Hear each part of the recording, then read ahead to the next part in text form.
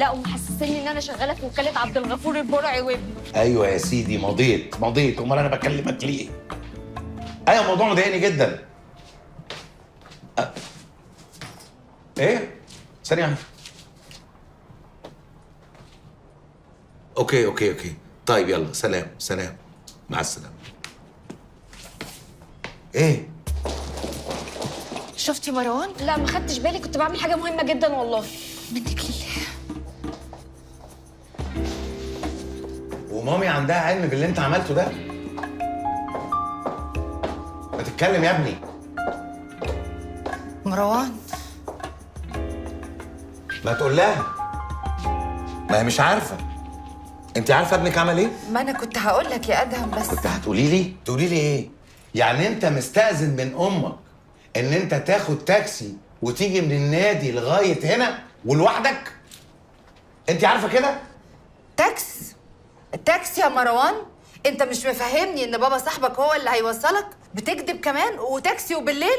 ماشي يا مروان، حسابنا بعدين في البيت، اصبر عليا. تعالى. لا سيبهولي انا عايزه. هبعتهولك بعدين. تعالى هنا، تعالى. اصبر عليا بس لما نروح. اتفضل قدامي.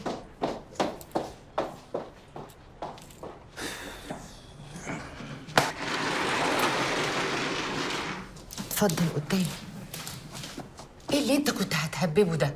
وبعدين قافل تليفونك ليه؟ انا بحاول اكلمك. انا مش قافله، ده فاصل. حبكة الزفت ده يفصل دلوقتي؟ استغفر الله العظيم يا رب. خلاص عموما انا اتصرفت. ازاي؟ هنقول له ان الماتش اتلغى. طب ما هيبقى عايز يكلم كابتن راجي. يا سيدي انا هتفاهم مع كابتن راجي بعد كده.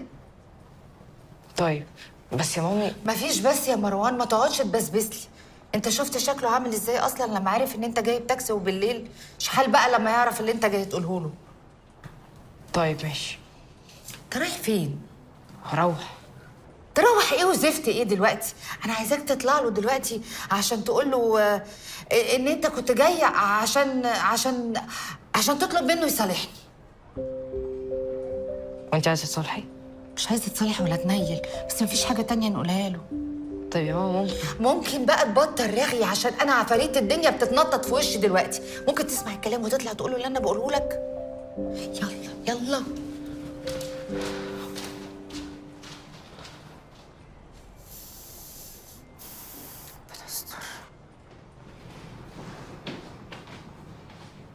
بابي، انا اسف اني جيت بالطريقه دي. قول لي يا مروان، انت كنت عايز ايه؟ انا كنت جاي اقول لك اني عايزك تصالح مامي. هي اللي قالت لك تقول كده؟ لا، هي ما تعرفش اصلا.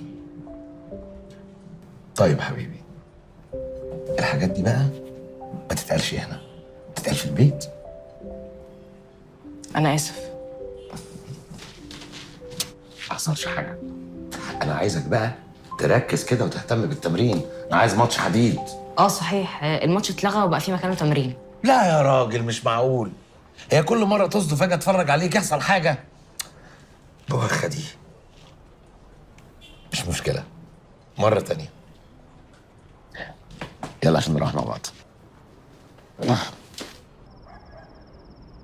ميرسي يا حبيبي، جبت لي كل الطلبات اللي انا عايزاها، ربنا يخليك. وايه ده؟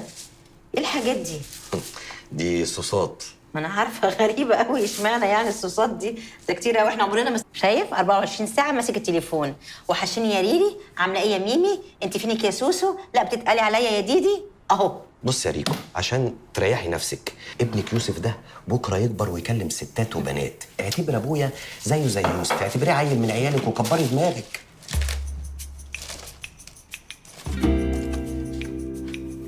وده ايه ده يا عاصم؟ دي بقى مبشرة جوزة الطيب. جوزة الطيب، تبشري جوزة الطيب تحطيها. بابا ايه بابا. ايه بابا بابا شايفني بتكلم في التليفون؟ يا حبيبي شايفك. ولما انت شايفني انا علمتك كده؟ لا طبعا يا حبيبي، انت علمتنا كل حاجه حلوه، بس يعني انا بلم وراك، بلم وراك. انت بتكلم مين؟ انت مالك؟ ما تتدخلش في مكالماتي مع اصدقائي وزمايلي وحبايبي. حبايبك؟ طب يبقى سلم لي على حبايبك. ما بتسلمش. ايوه دودو بيه. دودو بيه. معلش اصل ابني طب عليا دلوقتي وهبقى اكلمك تاني ونعمل كل اللي انت عايزه. مع السلامه دلوقتي. نعم. اديني خلصت التليفون. انت مزعج قوي، واقف في المطبخ تقول بابا بابا بابا بابا. هي بتضربك ولا ايه؟ لا تضرب مين؟ انا بس كنت عايز اخلع من قصدي يعني كنت عايز اجي اطمن عليك. اطمن. طب كان في حاجه كنت عايز اقول لك عليها. عم فرج البواب بتاعنا ماله؟ لقيته مستنيني النهارده على باب البيت وبيقول لي حاجه غريبه جدا. بيقول لي قال ايه، في واحده ست مجنونه عندنا هنا في البيت، وقال بتقول ان انت كنت واقف عمال تشاور لها وتعمل لها حركات وحاجات كده وعمال تعاكسها. واحده ست عندنا في البيت؟ ايوه. انهي فيهم؟ انهي فيهم ده ايه؟ طنط حنان. طنط حنان اللي فوق. طنط حنان اللي فوق؟ طلعت ايه؟ طلعت مجنونه؟ طبعا مجنونه، طالما قالت عليك كده تبقى مجنونه ولا ايه؟ طبعا. يا خساره بعد التعب ده كله.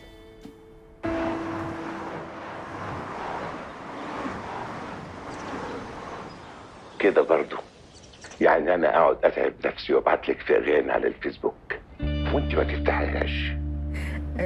ما خدتش بالي. انت بعت حاجه؟ انا بعت لك يا انا يا لا، يا محدش تاني، يا انا يا لا، ولا هتلاقي في نص حناني، يا انا يا لا. ابعت لك الاغنيه وانت ما تفتحهاش. والله من ساعه ما زين جه وانا مشغوله جدا. يا بخته يا ستي. انا نفسي بقى يتجوز ويقعد معايا. يقعد معاكي في الشقه؟ يقعد معايا بدل كده ما هو واخد في وشه ومش عايز يقعد. انا عايزك انت تريحي نفسك وما تتعبيهاش. هو في حد بيخلف وما بيتعبش؟ مش انت عندك ولاد برضو؟ ايوه يا ستي.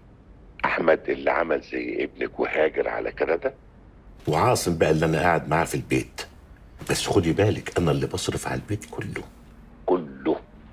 هو الواحد بيتسلى لغايه ما يلاقي بنت الحلال. الله. هو انت عايز تتجوز؟ طبعا. هو الراجل مننا يقدر يستغنى عن نصه الحلو.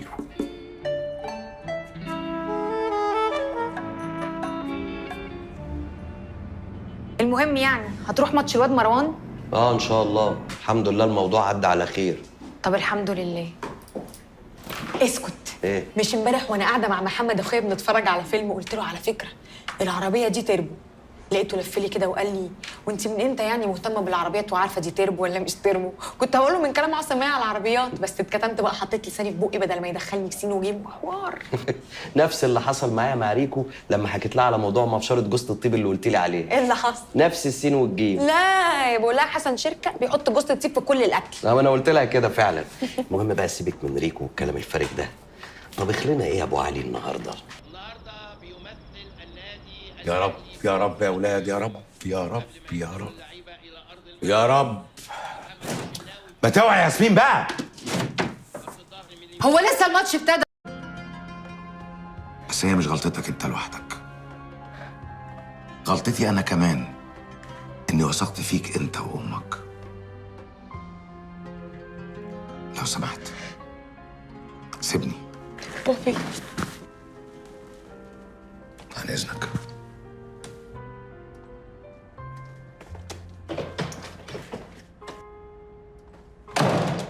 انت قلت انك عاوز تعدي الصدمه وتتخطى علاقتك بياسمين.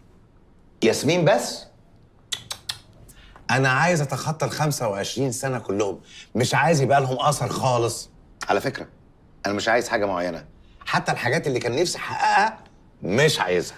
تقصد حاجات تعملها بنفسك ولا حد تاني يحققها لك؟ ولا ده ولا ده. انا عايز اموت ادهم. لا لا لا ما تفهمنيش غلط، مش قصدي الانتحار والعياذ بالله. انا عايز اموت ادهم الخيبان، مش عايز اشوفه، عايز اخرجه من حياتي خالص. علشان كده انا عايزك تشوف لي حاجه. هو انت مين اقرب اصحابك؟ تصدق ان انا قفلت حياتي على بيتي وشغلي؟ حتى اللي مصاحبه ده مصاحبه علشان عشره من زمان وعلشان مراته صاحبه مراتي. طيب على الاقل يعني بترتاح له؟ لا يعني هو مش صديق قريب يعني ومش صاحب قريب، ده حتى اهلاوي. اللي اقولها يا دكتور، انت اهلاوي ولا زملكاوي؟ ما ردتش عليا. ايه الحاجة اللي كنت عايز تعملها لنفسك ولنفسك بس وما قدرتش تعملها او نسيت تعملها او انشغلت او كسلت؟ لا، حاجات كتير قوي، بس دلوقتي مش فاكر حاجة منها ومش فارق معايا ان انا اعملها. تصدق انا كانت حياتي كلها بيتي وولادي وشغلي، هي دي اللعبة الوحيدة اللي كنت بحب العبها. خلاص، المرة الجاية ان شاء الله تحضر لي لستة كده وتكتب فيها كل الحاجات اللي كان نفسك تعملها وتحققها وما حققتهاش.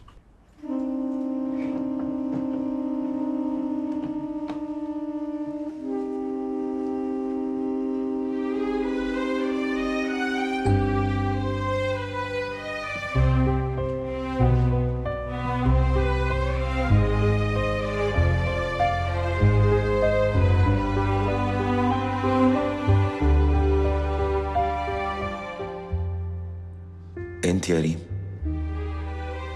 انت تعملي فيا كده؟ يا بابي أنا انت تسيبيني مضحوك عليا بالسنين دي كلها، وكل الناس عارفة، والعيلة وعيلة العيلة واصحاب العيلة، وانا كده الوحيد اللي مغفل. انت يا ريم تبقي قابلة ده كله عليا، تقبلي عليا ان اخد على قفايا من اصغر حد لاكبر حد. أنا آسفة يا بابي والله.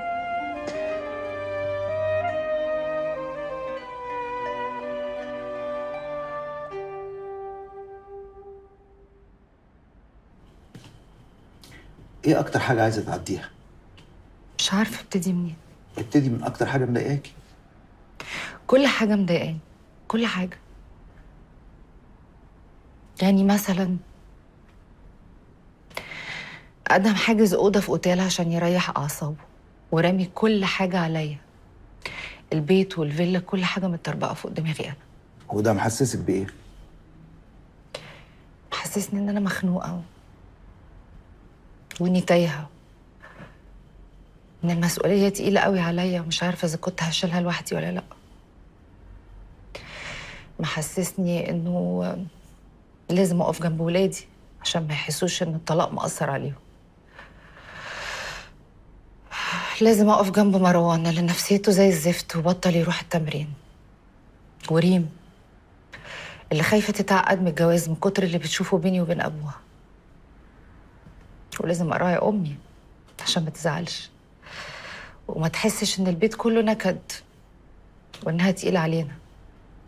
لازم ادير الشركه واعمل شغلي وشغل ادهم اللي قاعد بيروق اعصابه وما بيسالش في اي حاجه. انا فين بقى من كل ده؟ محدش بيسال. ياسمين عايزه ايه؟ محدش بيسال. عشان انا لو فكرت في نفسي هبقى ام مش كويسه وانانيه. ده اللي انا حاسه بيه. طب ايه يا بنتي، مفيش جديد؟ هتفضلوا كده كتير؟ كده اللي هو ازاي يعني؟ هو مرتاح كده فيبقى تمام خلاص. معلش، بس ادهم كويس وطيب، شويه كده وهيروق وهيرجع. ولا ما يروقش، موضوع المره دي كبير. هو لسه ما بيجيش الشغل؟ طب والشغل ماشي؟ في حاجات ماشيه وفي حاجات مستنيه امدتنا احنا الاتنين، وهو طبعا شاري دماغه. طب ما تتكلمي معايا يا بنتي. خايفه يفتكر ان انا بتكلم معاه عشان ارجع وكده يعني. وانتي خلاص يا ياسمين مش عايزه ترجعي فعلا؟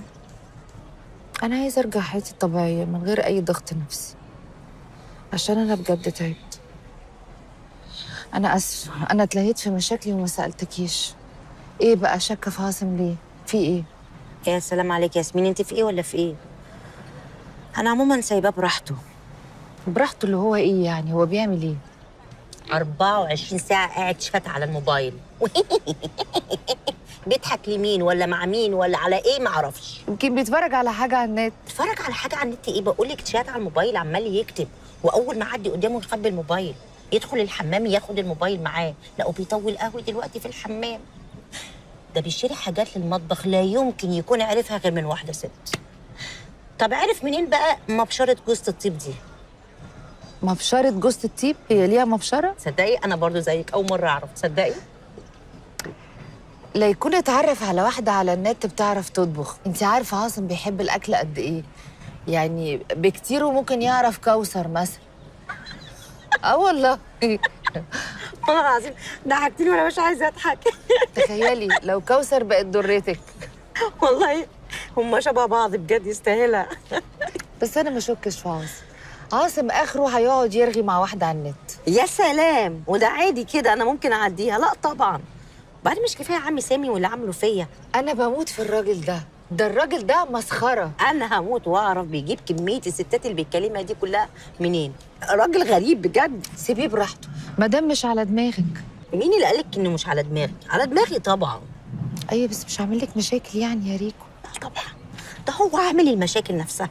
انت عارفه دار المسنين اللي ورانا ما سابش واحده ست الا مع كسها. قفل على كل الستات اللي في دار المسنين. الناس بقت بتشتكي، بتطلع لعاصم تقول له ليه ابوه. هو عاصم موقفه زفت اكتر منك. يستاهل عشان شكله طالع عينه زيغه زي ابوه.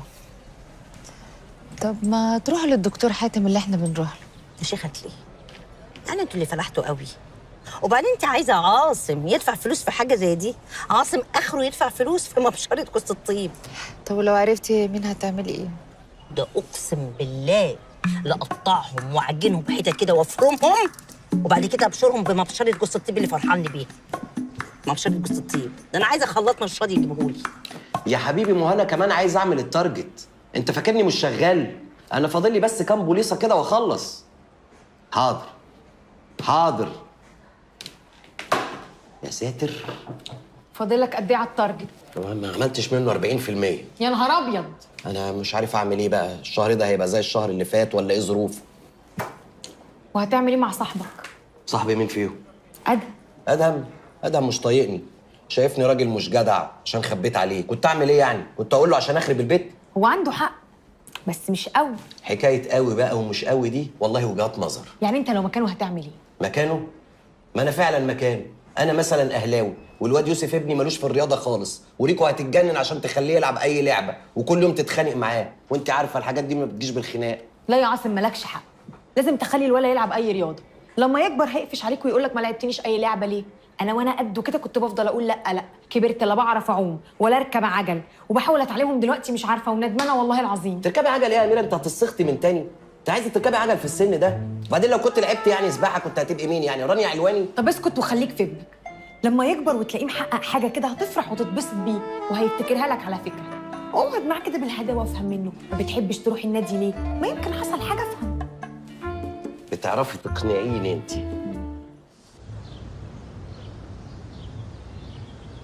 يا فتاح يا عليم يا رزاق يا كريم، يا رب عدي اليوم ده على خير يا رب عشان ما اضربش حد، او ارزقني كده بحد يكون شبه مستر ادهم وانا مش هضرب حد. صباح الخير. شكرا يا رب. ايه السرعه دي؟ صباح الخير يا مستر زين، مدام ياسمين في انتظار حضرتك. عارفه يا هند، انا كل ما بشوفك بتاكد انه ياسمين وادهم محظوظين بيكي. ربنا يبارك لك يا رب، بس يا ريت بقى تدخل تقول لهم الكلام ده عشان هم طحنني في الشركه. ايه ده معقوله؟ لا لا لا، اقول لهم طبعا، اقول لهم. حتى انت نشيطه وموهوبه وجميله وعميقه. بتفرج على كل فيديوهات مدام امينه شلبيه. لا واضح واضح واضح. حتى يعني اعتقد انه الانسان اللي انت مرتبطه بيه ده اكيد هيبقى اسعد انسان في الدنيا. مش هو انسان برضه ولا؟ انسان لا مفيش يعني، بس ان شاء الله هيبقى فيه. المهم انا مبسوطه ان حضرتك شايفني كده.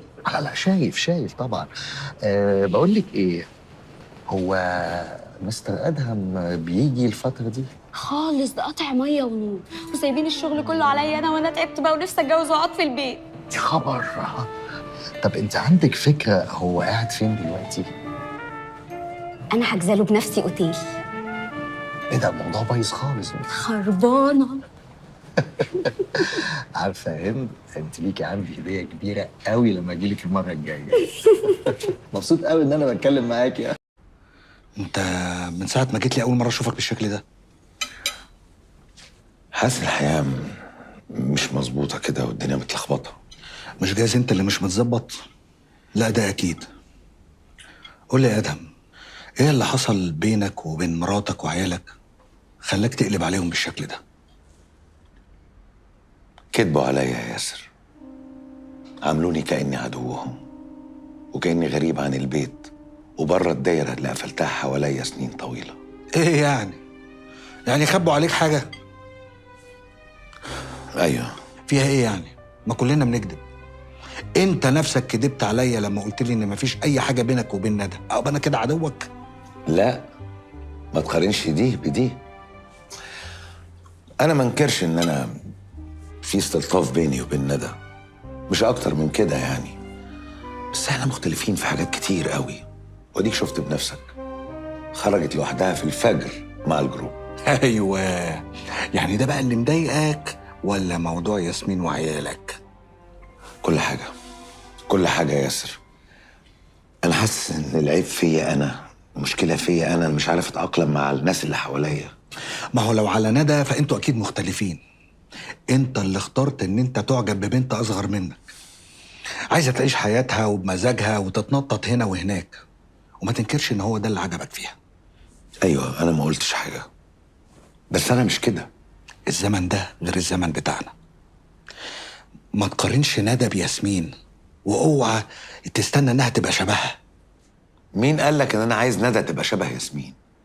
اذا كنت انا انفصلت عن ياسمين بسبب تصرفاتها. ادهم، انت لازم تعيد النظر في موضوع ياسمين ده.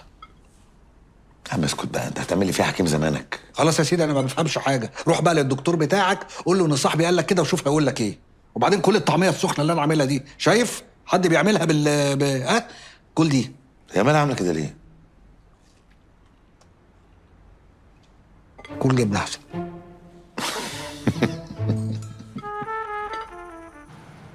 ما كلمتهوش ليه يا ياسمين؟ مش احنا اتفقنا؟ كنت مشغولة قوي الفترة اللي فاتت يا ريكو، بس أوعدك أول ما أفضى هكلمه وأروح له على طول. المهم قولي لي عاملة إيه مع يوسف وعصام مش في البيت؟ مطلع عيني، ما بيسمعش كلام أبدا مهما زعقله. مستنيها دراسة تيجي بفارغ الصبر. بصراحة الحياة بتبقى منظمة، يجي من المدرسة ياكل يلغ ينام، ما بيذاكرش حد. معلش، أنا عارفة إن الولاد بيبقوا مزعجين جدا في السن ده، وبيبقوا عناديين ومقرفين كمان، خصوصا الصبيان. بصراحة عاصم هو اللي كان بيعرف يتصرف معاه. المهم أنا كنت جاية لك عشان موضوع تاني. خير؟ أدهم عامل أكونت جديد على الانستجرام. أدهم جوزي؟ لا، أدهم طليقك. امبارح وأنا قاعدة على الانستجرام لقيته في بيبو اليومينو، استغربت قوي. دخلت أشوف في إيه، لقيته عامل أكونت جديد ومنزل ستوري مع واحدة شكلها حلو قوي وصغنطوطة. صغنطوطة؟ وريني كده طيب. استغربت قوي، عامل حركات غريبة. بصي اهي، ده الاكونت.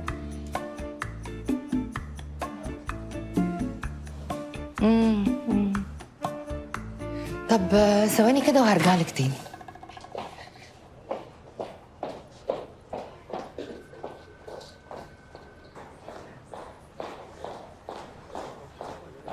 هو ابوكي صاحب؟ لا، صاحب ايه يا مامي اللي انت بتقوليه ده؟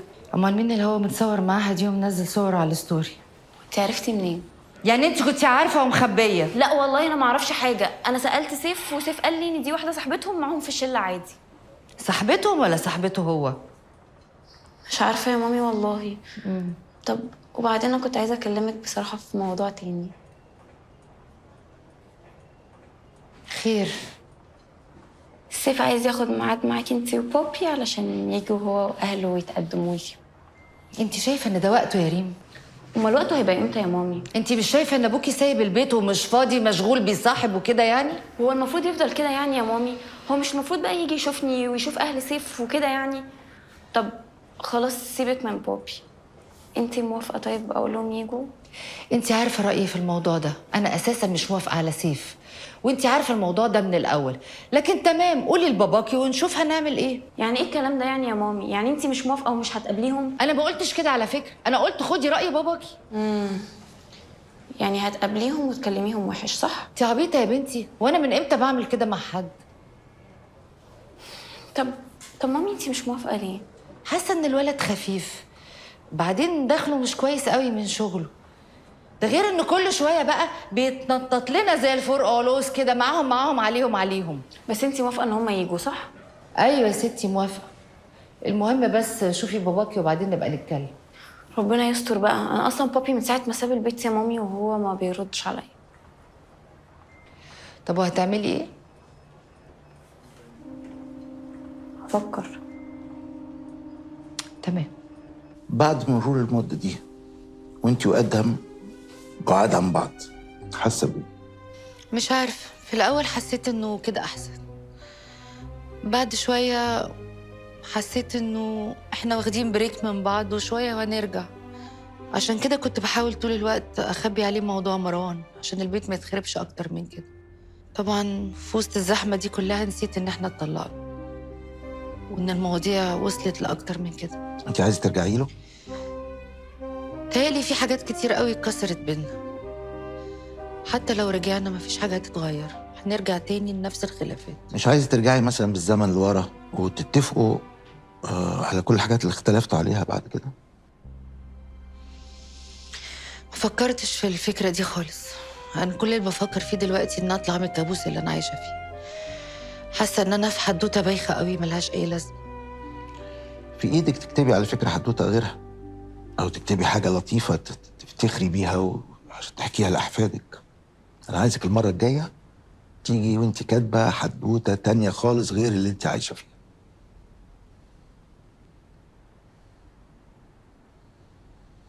خلاص بقى، طلي قمص بقى. لا والله انت ما تعرفيش انا عملت ايه. انا جمعتهم كلهم علشان انت ترضي تيجي. لا يا حبيبتي، امان امان، انا عيني عليه ما تقلقيش. وبعدين الراجل غلبان جدا ده يا حبيبي، يبقى قاعد لوحده وبيكلم نفسه.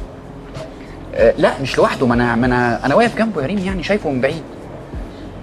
ليه يا ريم يا حبيبتي ليه؟ ما انا لا، ما احنا كلنا قاعدين مع بعض. حاضر يا ريم، حاضر، هبعت لك لوكيشن. حاضر احنا نخاف ولا ايه؟ حاضر. ايوه حضرتك. انت فين يا عم؟ فاتك الحوار اللي بنتكلم فيه. اصل معلش، اصل انا كنت طالب حاجه اونلاين، ويعني الراجل بتاع الدليفري عمال يلف في الميدان تايه، فكنت ببعت له اللوكيشن. طب سيب التليفون وركز معانا. ايوه حاضر. مش معقوله الشياكه بقى اللي انت فيها النهارده. شيك شيك شيك.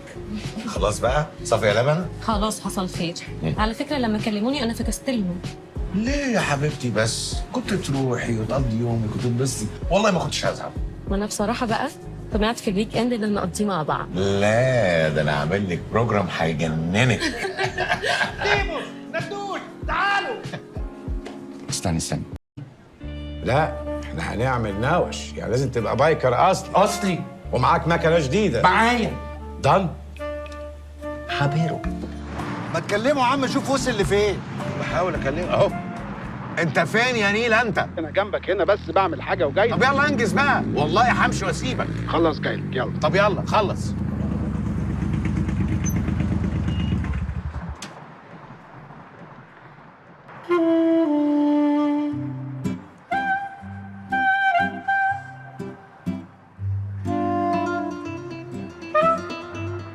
صباح الخير. ياسر، تحب تشرب حاجه؟ دي ندوش. الليدر اللي معانا، بس بنت زي العسل. استنى انا معرفك عليها. يا ندوش تعالي. ندوش جامد. دي عسل. وحشتيني. انت كمان. ادم اباظه صاحبي من واحنا قد كده في المدرسه. هاي ازيك؟ انا ندى. اهلا وسهلا. اول طلعه ليك معانا؟ اول طلعه، وان شاء الله مش اخر طلعه. كده الموضوع ادمان. انت فين يا بنتي؟ مختفيه بقالك شهرين. قلت لك اني كنت في الفار ايست، انت نسيت يا زهايمر. لا والله بجد. ورحت فين يا ترى بقى؟ تايلاند ولا بالي؟ انا عارف ان بالي تجنن. لفيت المنطقه كلها، مفيش خرم ابره ما رحتوش. والله برافو عليكي. ندوش كله جاهز. اوكي جاهزين؟ احنا جاهزين، بس مستنيين واحد صاحبنا جاي. بس احنا متاخرين. طب بصوا، انا هقول لهم ان هم يسبقوا واحنا نروح وراهم. لا لا لا لا. انا هروح معاهم، وانت استني مع ادهم وتعالوا انتوا الثلاثه سوا. اوكي هقول لهم. اي خدمه. في بالي. كانت في بالي.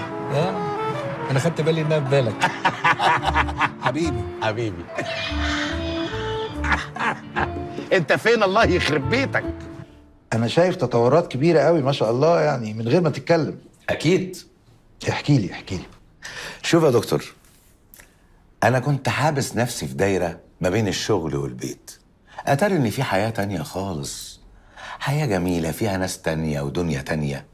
انا كنت حارب نفسي منها، ورجعت اركب موتوسيكلات تاني وعملت تاتو. عملت كل اللي نفسي فيه، وتعرفت على ندى. بنت لذيذه لطيفه كلها حياه، وزوزه كده. ندى انا اسف جدا على العطره دي والله يعني، بس عايز اقول لك على حاجه، احنا ممكن نتحرك احنا وطز فيه، ما نستناش حد ولا حاجه يعني. لا عادي مفيش مشكله. بس غريبه قوي انك انت يعني تبقي اتجوزتي واتطلقتي بسرعه كده. ده انت ما حصلتيش ال 30. 35. لا انا مش بحسد والله. 35. بس على فكره انت جريئه قوي. اشمعنى؟ يعني عاده الستات ما بتحبش تقول سنها بوضوح قوي كده يعني، انما انت جريئه قوي. عادي، انا ما اعرفش ليه الناس بيفكروا بالطريقه دي. مش دي سنين فعلا عشناها؟ طب انت عارف انا بحب يوم عيد ميلادي ده قوي. بحس بالانجاز كده، اني اخيرا عديت سنه وانا بطاقتي وكامل رونقي عادي وسط كل العبث اللي بيحصل ده. برافو عليكي والله. طيب انت ما خلفتيش؟ لا ما لحقتش، انا اتجوزت سنه واحده بس. قابلنا بعض، حبينا بعض، اتجوزنا، اختلفنا، سيبنا بعض، كله في السريع كده. ما بحبش الدراما بصراحه. والله عندك حق. تتصوري بقى انا ضيعت من عمري 25 سنه في الدراما دي، ويا ريته كان عاجب. بس اكيد الدراما دي كلها يعني ما كانتش من طرف واحد. والله ما اعرفش بقى من طرف واحد ولا من طرفين، المهم ان احنا ما كناش مرتاحين مع بعض. انت دلوقتي مرتاح؟ جدا جدا. انا بقيت حاسس اني حر طليق. انا بقيت بركب موتوسيكلات وبشوف اصحاب جداد. انا كنت محروم من الحاجات دي. ما هي الفكره في كده، ليه بطلت تعمل الحاجات دي بعد الجواز؟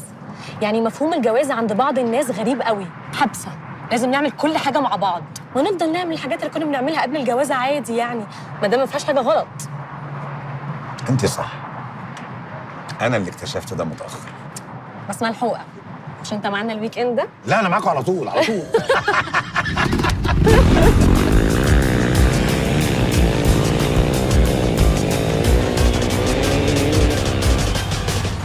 مين دول؟ سيبك منهم يا ادهم. اسيبني منهم ازاي؟ ومين ده اللي عمال يبص لك قوي كده؟ واضح ان في حاجه. مين ده؟ مين؟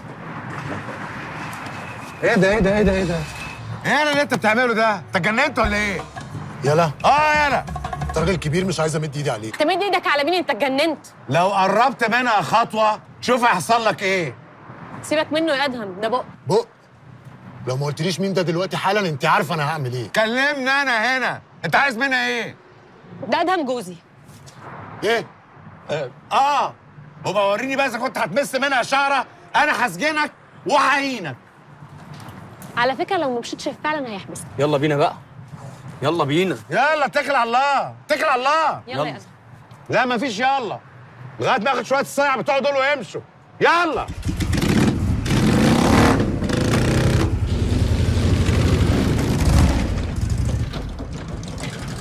هفهمك. فاهمين يا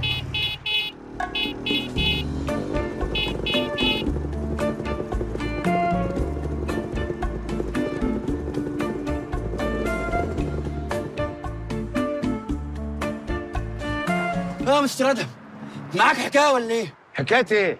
ايه اللي انت راكبه ده؟ ده مسميها بيكاتشو. بيكاتشو؟ يا ابني دي الخوذه اكبر من الفيسبا. مش قلت لك هشرفك؟ يلا بينا على الطريق.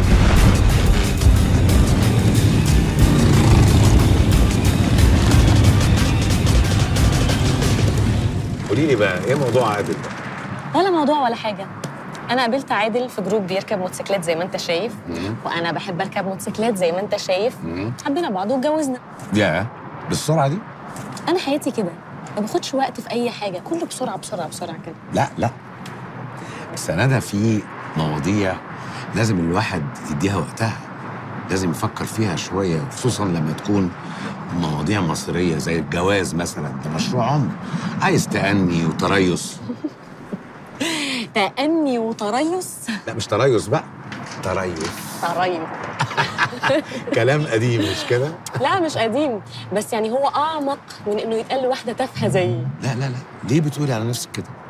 انت مش تافهه ولا حاجه. انا باخد الحاجات كده من على الوش، مش بتعمق فيها زيك. لا ما انا عايز اقول لك على حاجه، مش كل المواضيع في حياتنا لازم نتعمق فيها قوي ونفكر بعمق كبير قوي فيها. لا انا مثلا عندي مواضيع في حياتي يعني نفسي اخدها زيك كده من على الوش. ما علينا. وبعدين وبعدين بعد الجواز بشهرين لقيت وش تاني تماما. ايه بقى؟ اكتشفت ان احنا شبه بعض بس في الحاجات اللي بنحبها، لكن غير كده انا حاجه وهو حاجه تانية خالص، ملناش اي علاقه ببعض خالص. كفايه كلام عنه بقى عشان هو ما يستاهلش نتكلم عنه اكتر من كده. الجروب بيشاور لنا. يلا بينا.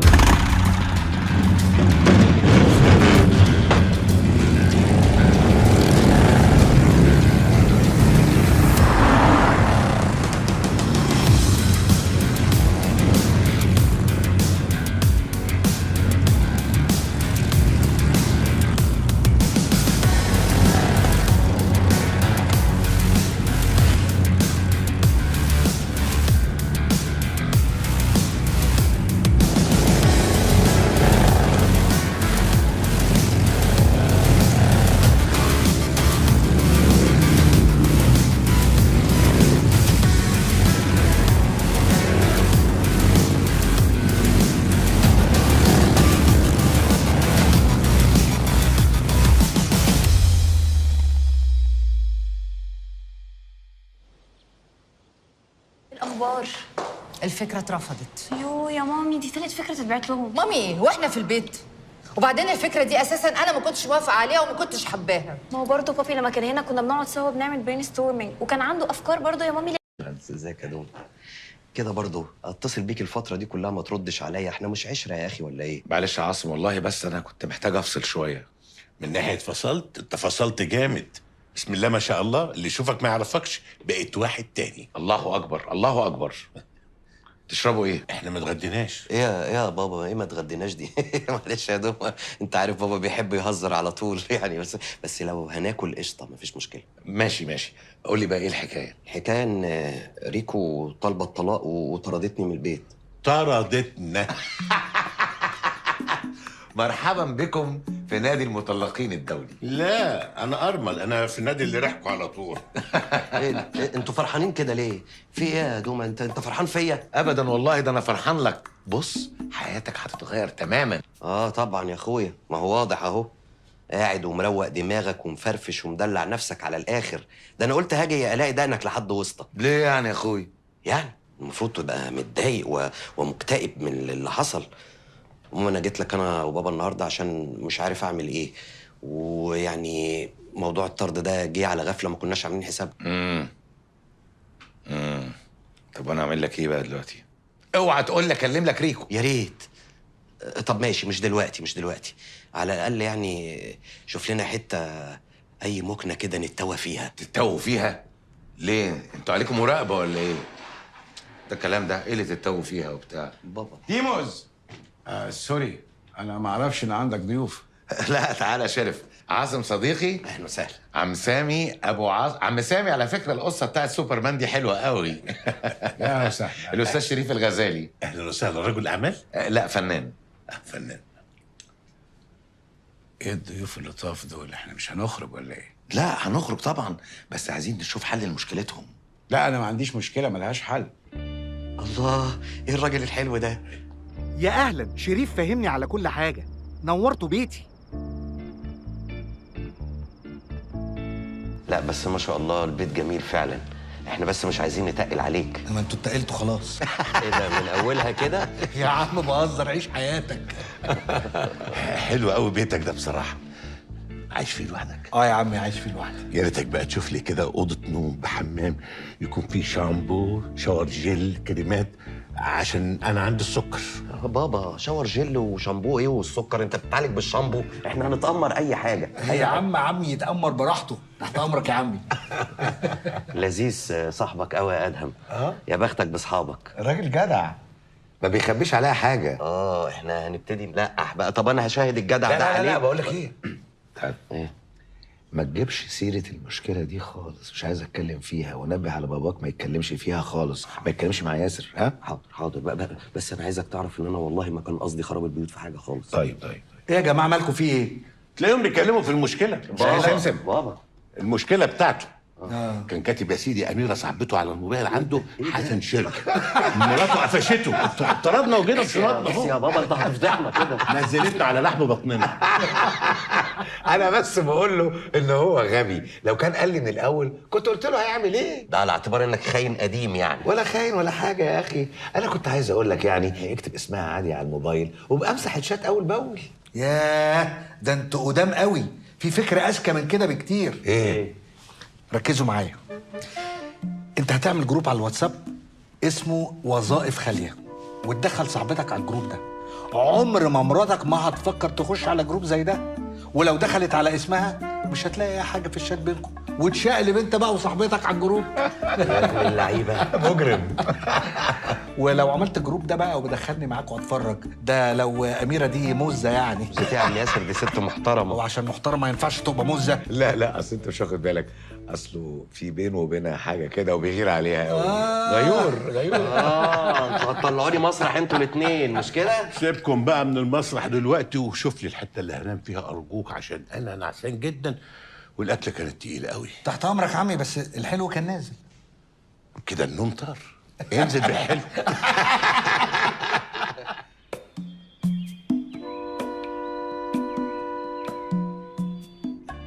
يعني هي بيتت عندكم امبارح هي ويوسف؟ طب كنا بننزل بالليل ليه بقى؟ متعبه قوي البنت دي. معلش ربنا يهدي.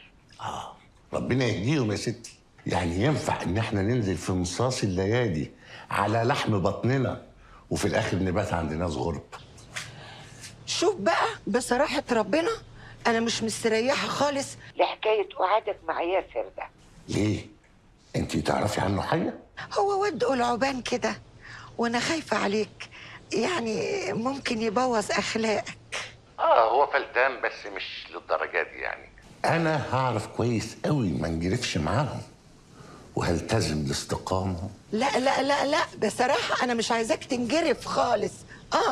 أنا خايفة عليك يا حبيبي وبغير عليك قوي. مش هنجرف. قولي لي هي لسه عندكم؟ أيوة طبعا، بس نزلت راحت شغلها. إيه، استنى بس. سناء عمالة ترن ترن ترن. سناء أختك؟ طيب ما تقوليلهاش إن إحنا بنتكلم؟ لا طبعا مش هقول لها، أنا ما بقولش لحد. إنما ليه يعني؟ ليه؟ الحسد. قل أعوذ برب الفلق. دي برضه ست وحدانية وأكيد مفيش حد بيسأل عليها. يا خرابي عليك، يا خرابي عليك وعلى حساسيتك، مش ممكن. حاضر، مش هقول لحد يا حبيبي. مع ألف سلامة. في انتظارك يا منشري.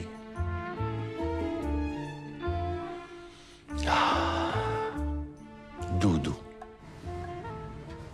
معلش يا أميرة، إن شاء الله أول ما الأمور تتصلح هجيبها لحد عندك عشان تعتذر لك. امور ايه اللي تتصلح؟ الموبايل، أول ما الموبايل يتصلح هطلع الرسائل بتاعت الواتس اللي ما بيننا عشان تعرف إن مفيش ما بيننا حاجة. موبايل ايه اللي يتصلح يا عاصم؟ انت البيت وعلاقتك بريكو هما اللي محتاجين يتصلحوا مش التليفون. انت ازاي عايش كده؟ طب وأنا هعمل إيه يعني؟ وبعدين أنا بحبها على وضعها ده وطول عمري بكبر دماغي معاها. يا عاصم انت بتتعامل معاها زي ما تكون عيل صغير، العيل اللي ابوه بيرفض يروح الرحله يقوم طالعها من وراه، وطالما ما عرفش خلاص. دي مش علاقه سويه. ما انت عارفه علاقتنا من زمان، بس انا اللي هيجنني هي عرفت موضوع حسن شركه ده منين. تلاقيها مراقبه تليفونك. يعني ايه مراقباه؟ يعني منزله برنامج تجسس، ستات كتير بتعمل كده. ايه ده؟ يعني ريكو جاسوسه؟ جاسوسه ايه؟ بقول لك منزله تطبيق بتراقب منه تليفونك. طب ازاي ده انا التليفون طول الوقت لازق في ايدي وبصمه الوش. ما هو ده سبب قادر عنها تشك وتقرر تتجسس عليك. انت ما بتعملش حاجه غلط، بس كل تصرفاتك مريبه. وبعدين هو ايه حسن شركه؟ ايه الاسم ده؟ امال كنت عايزاني اسميكي ايه؟ امال انت مسمياني ايه على الموبايل؟ عاصم تامين شين. ايه شين دي؟ شركه. طب ما هي يا شركه وشركه، انت هتتنططي. انا مش قادره اصدق اللامبالاه اللي عندك. هتعمل ايه في المصيبه اللي انت فيها؟ مش عارف. ما تطولش يا عاصم اكتر من كده، عشان كل ما طولت الدنيا بتبوظ. انا رايي كلم ياسمين تكلمها. عندك حق. انا اكلم ياسمين جدعه وهتقف جنبي ومستحيل تقومها، ولا يمكن تكون بتسخنها وانا مش دريان. مش ترسيني على بر معاكي بقى يا ياسمين؟ شيلني من دماغك والنبي يا زين. ادهم. دودو، ازيك يا حبيبتي؟ ازيك؟ اهلا اهلا اهلا يا حبيبتي، اهلا اهلا يا حبيبتي. اتفضلي اتفضلي. شكرا. قولي لي تشربي ايه؟ لا مش عايزه حاجه. انت كويس؟ انا كويس الحمد لله. انا كنت واخده على خاطري منك يا ادهم. ليه بس؟ ما بتكلمنيش خالص، اكلمك ما بتردش. رد حتى عشان تطمن عليا. معلش يا حبيبتي، انا اسف، حقك عليا. انا كنت جايه وفاكره انك زعلان متضايق بتفكر، لكن اللي انا شايفاه ده يعني هو في ايه؟ مفيش حاجه يا دودو، الزعل خلاص وقته خلص. انا عايزه اكلمك زي ابني بالظبط. انت زي ابني، ها؟ انا مش عايزه البيت ده يتهد يا ادهم. وهو لسه ما تهدش؟ ما تهد خلاص يا دودو. طب ما ندي نفسنا فرصه، نحاول نلم الموضوع شويه. تشربي ايه؟ اقول لك اشربي العصير ده هيعجبك قوي. مش عايزه اشرب حاجه. ادهم، بعدك عن البيت هيبوظ نفسيه الولاد. الولاد كبروا خلاص، مش محتاجين اب. ليهم حياتهم وليهم متطلباتهم اللي هم عارفينها وعايزينها. لو كانوا محتاجين اب ما كانش كل ده حصل. يعني انت عايز تكسفني يا ادهم؟ معاش اللي يكسفك يا حبيبتي، بس في حاجات يا دودو ما اقدرش اعملها. يعني غلطه. غلطه؟ دي مش غلطه، دي حاجه اكبر من الغلطه بكتير.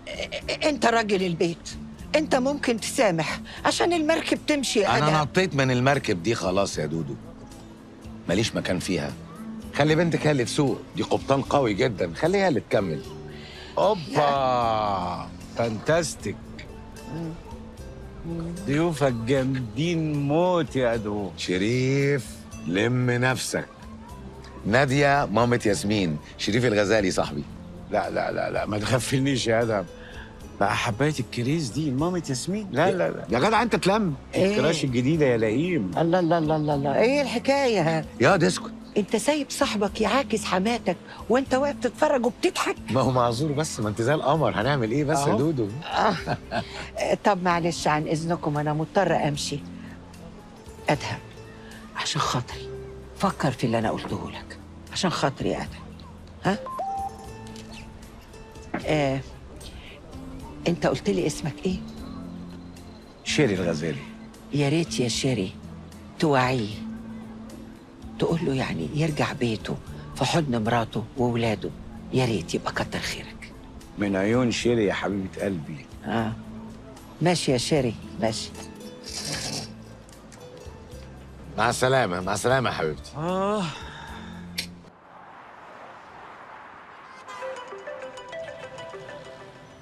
اي يا ريكو، اي حبيبتي، في ايه؟ مالك؟ اهدي اهدي، انا مش فاهمه منك حاجه، في ايه؟ انا وعاصم هنطلق يا ياسمين. تطلقوا؟ ايه الجنان ده؟ هو شوطه ولا ايه؟ طب اهدي اهدي بس اهدي، بلاش تتكلمي قدام يوسف. يوسف عارف كل حاجه وسمع كل حاجه. طب خلاص، انا هبعت له سواق دلوقتي ياخده يوديه عند مروان، وانا هعدي عليك 10 دقايق يبقى عندك بالظبط. يا ست انت في ايه ولا في ايه دلوقتي؟ خليكي في حالك. مالكيش دعوه انا في ايه ولا في ايه. يلا انا 10 دقايق يبقى عندك، يلا باي. سلام.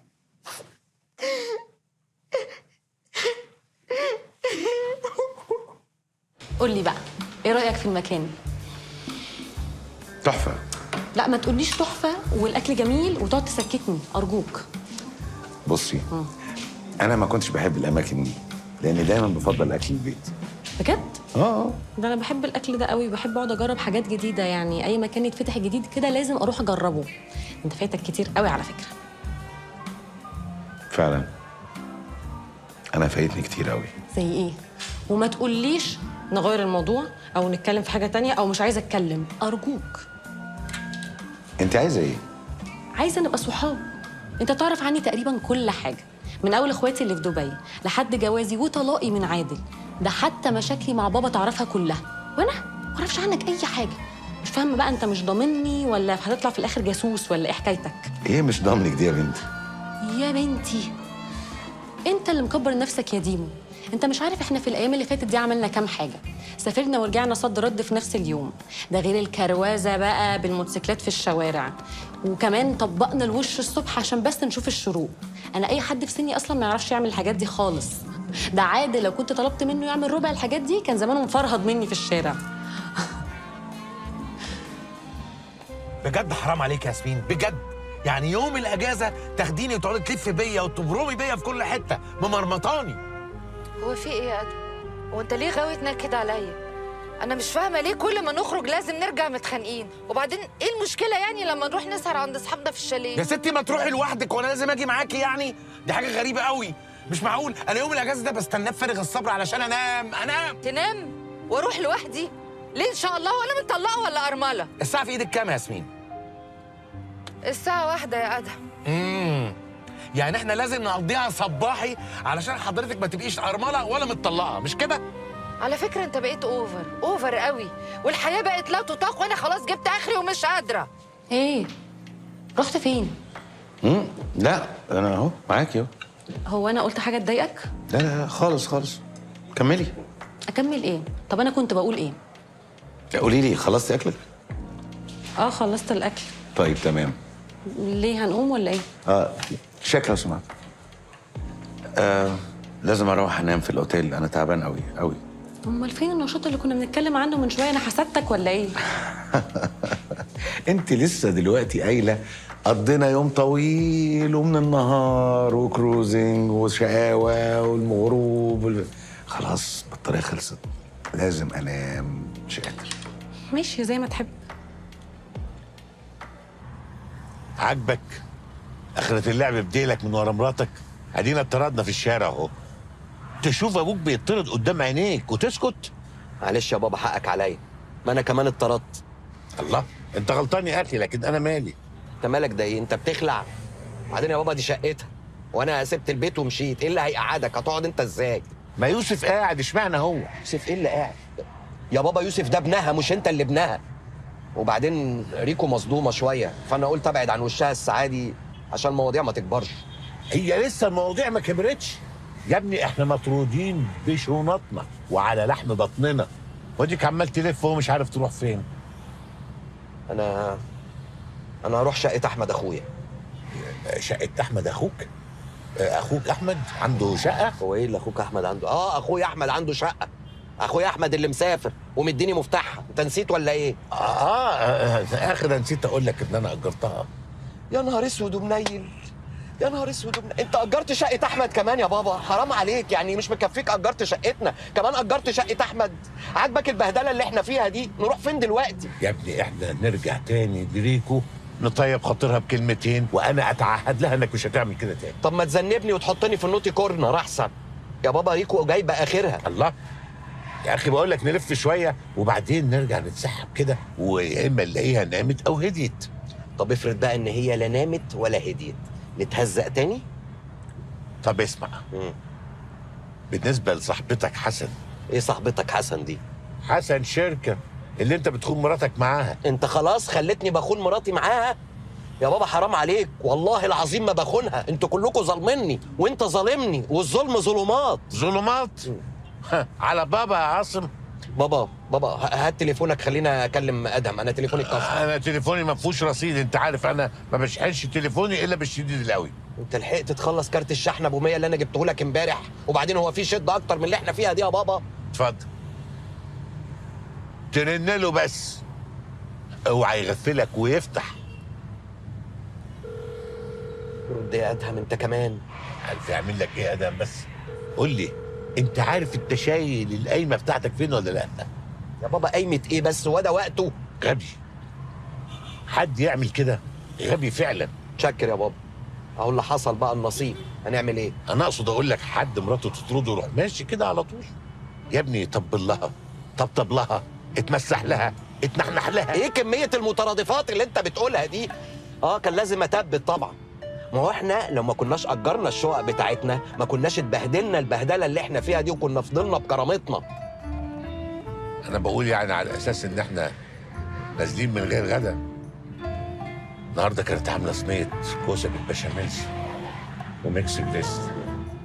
كانت عامله كوسه بالبشاميل؟ وميكس جريل. حرام عليك يا بابا، حرام عليك، ده انا ابنك. شايفه الحيوان عمل فيا ايه؟ بس وطي صوتك. في ايه بس؟ اهدي، احنا من ساعه ما جينا وانت منفعله ومتعصبه ومش فاهمه منك حاجه. ايه اللي حصل؟ ما حصلش اي حاجه ومش عايزه اجيب سيرته ومش عايزه اتكلم معاه. طب اهدي، طب اهدي يا ماما، اهدي. ممكن افهم انت عايزه تتطلقي ليه؟ الحيوان اللي انا مستحملاه كل الفتره دي هو وباباه بيخوني مع صاحبته معاه في الشركه. وانت اتاكدتي ازاي؟ طبيت عليه فجاه الاوضه ومسكت التليفون منه واتصلت بحسن شركه ده، لقيت واحده ست بترد عليا. وانت ايه اللي خلاكي تعملي كده؟ يوسف هو اللي قال لي. يوسف اللي قالك؟ يوسف ابنك هو اللي قالك؟ طب هو عارف ازاي؟ سمع ابوه بيكلمها في التليفون فقال لي ما حبش يبقى امه عبيطه. عبيطه؟ انا مش فاهمه ازاي يوسف يعمل كده. يعني يوسف راح فتن على ابوه كده وجي قالك عادي؟ يعني ايه يفتن؟ عادي بينصح امه. مش يمكن يكون بيهزر ولا بيلعب؟ لا مش بيهزر. وبعدين هو يهزر ايه وبيلعب ايه؟ بقول لك انا اتاكدت بنفسي وشفت حسن شركه. انا مستغربه قوي من موقف يوسف، بس اللي انا متاكده منه ان عاصم بيحبك ومش ممكن هيخوني. برضه هتقولي لي بيحبني ازاي وبيخوني؟ يا ستي بس اهدي بس. ممكن يبقى الموضوع ابسط من كده. لما تقعدوا وتهدوا وتتفاهموا تلاقيه بس كان مسميها حسن يعني عشان ما يعملش مشاكل، وهو فاكر نفسه كده يعني بيلعب بديله. ياسمين انا خلاص مش عايزه اتكلم تاني خلاص. طيب خلاص اهدي وروقي. طب تفتكري عاصم دلوقتي فين؟ يروح في 60 داهيه، مش فارق لي هو فين دلوقتي خالص. يا جبروتك يا شيخ، ده انت عارفه ان الراجل ما عندوش مكان يروح فيه وكل اللي حيلته حطه في الشقه. احسن يستاهل، عشان بعد كده يبقى يعرف قيمه مراته وبيته وابنه كمان. ابنه ايه بقى؟ ده ابنه سلمه تسليم اهالي. لا ما يعرفش ان يوسف هو اللي قال لي كمان. طب احسن لا يتصدم فيه زي ما ادهم مصدوم فيا وفي عياله كده. انا اسفه يا ياسمين، انا اسفه، انا عماله اعكن عليكي كل شويه وانت فيكي يا ستي لا عكننتي ولا حاجه، احنا ملناش في الاخر غير بعض، عشان كده انت مش هتباتي لوحدك النهارده، هتباتي عندي، وكده كده يوسف مع مروان. اتفقنا؟ يخرب بيتك. القرف ده ايه ده؟ الحيوان حاطط ملح كتير قوي. ياسمين هو انا بقيت عامله زي سامي؟ بس سيب كل حاجه في مكانها، ما تلعبش في حاجه. الفندق ده باين عليه غالي قوي. مش كنا رحنا قعدنا عند اي حد من قرايبنا؟ قرايبنا ايه بس يا بابا؟ احنا مقطوعين من شجره وانت اجرت كل الشقق بتاعتنا. عموما احنا جايين علشان نقول لادهم يشوف لنا حته تبعه، شقه قديمه ولا شاليه نقعد فيها كام يوم. هو لو في عنده حاجه قديمه كان جاي قاعد هنا؟ ما هو تلاقيه جاي يقعد هنا يعني يفك شويه ويدلع نفسه ويلاقي حد يخدمه. ما انا كمان محتاج حد يخدمني. ما انا كنت قاعد عندك ليه؟ نفسي اعرف انت كان ايه اللي مقعدك عندي؟ ولد. ما انا اسف يا بابا، يعني انا قصدي ان احنا كلنا محتاجين حد يخدمنا. يا مرحب يا مرحب يا مرحب. اهلا يا عاصم. اهلا يا عم سامي. اهلا يا دوما. اهلا وسهلا. ازيك يا دوما؟ كده برضو اتصل بيك الفتره دي كلها ما تردش عليا، احنا مش عشره يا اخي ولا ايه؟ معلش يا عاصم والله، بس انا كنت محتاج افصل شويه. من ناحيه فصلت؟ انت فصلت جامد، بسم الله ما شاء الله. اللي يشوفك ما يعرفكش، بقيت واحد تاني. الله اكبر الله اكبر. تشربوا ايه؟ احنا ما اتغديناش. ايه يا بابا؟ ايه ما اتغديناش دي؟ معلش يا دوما، انت عارف بابا بيحب يهزر على طول يعني. بس لو هناكل قشطه مفيش مشكله. ماشي. قول لي بقى ايه الحكايه؟ الحكايه ان ريكو طالبه الطلاق وطردتني من البيت. طردتنا؟ مرحبا بكم في نادي المطلقين الدولي. لا انا ارمل، انا في النادي اللي ريحكوا على طول. إيه انتوا فرحانين كده ليه؟ في ايه يا دوما؟ انت فرحان فيا؟ ابدا والله، ده انا فرحان لك. بص حياتك هتتغير تماما.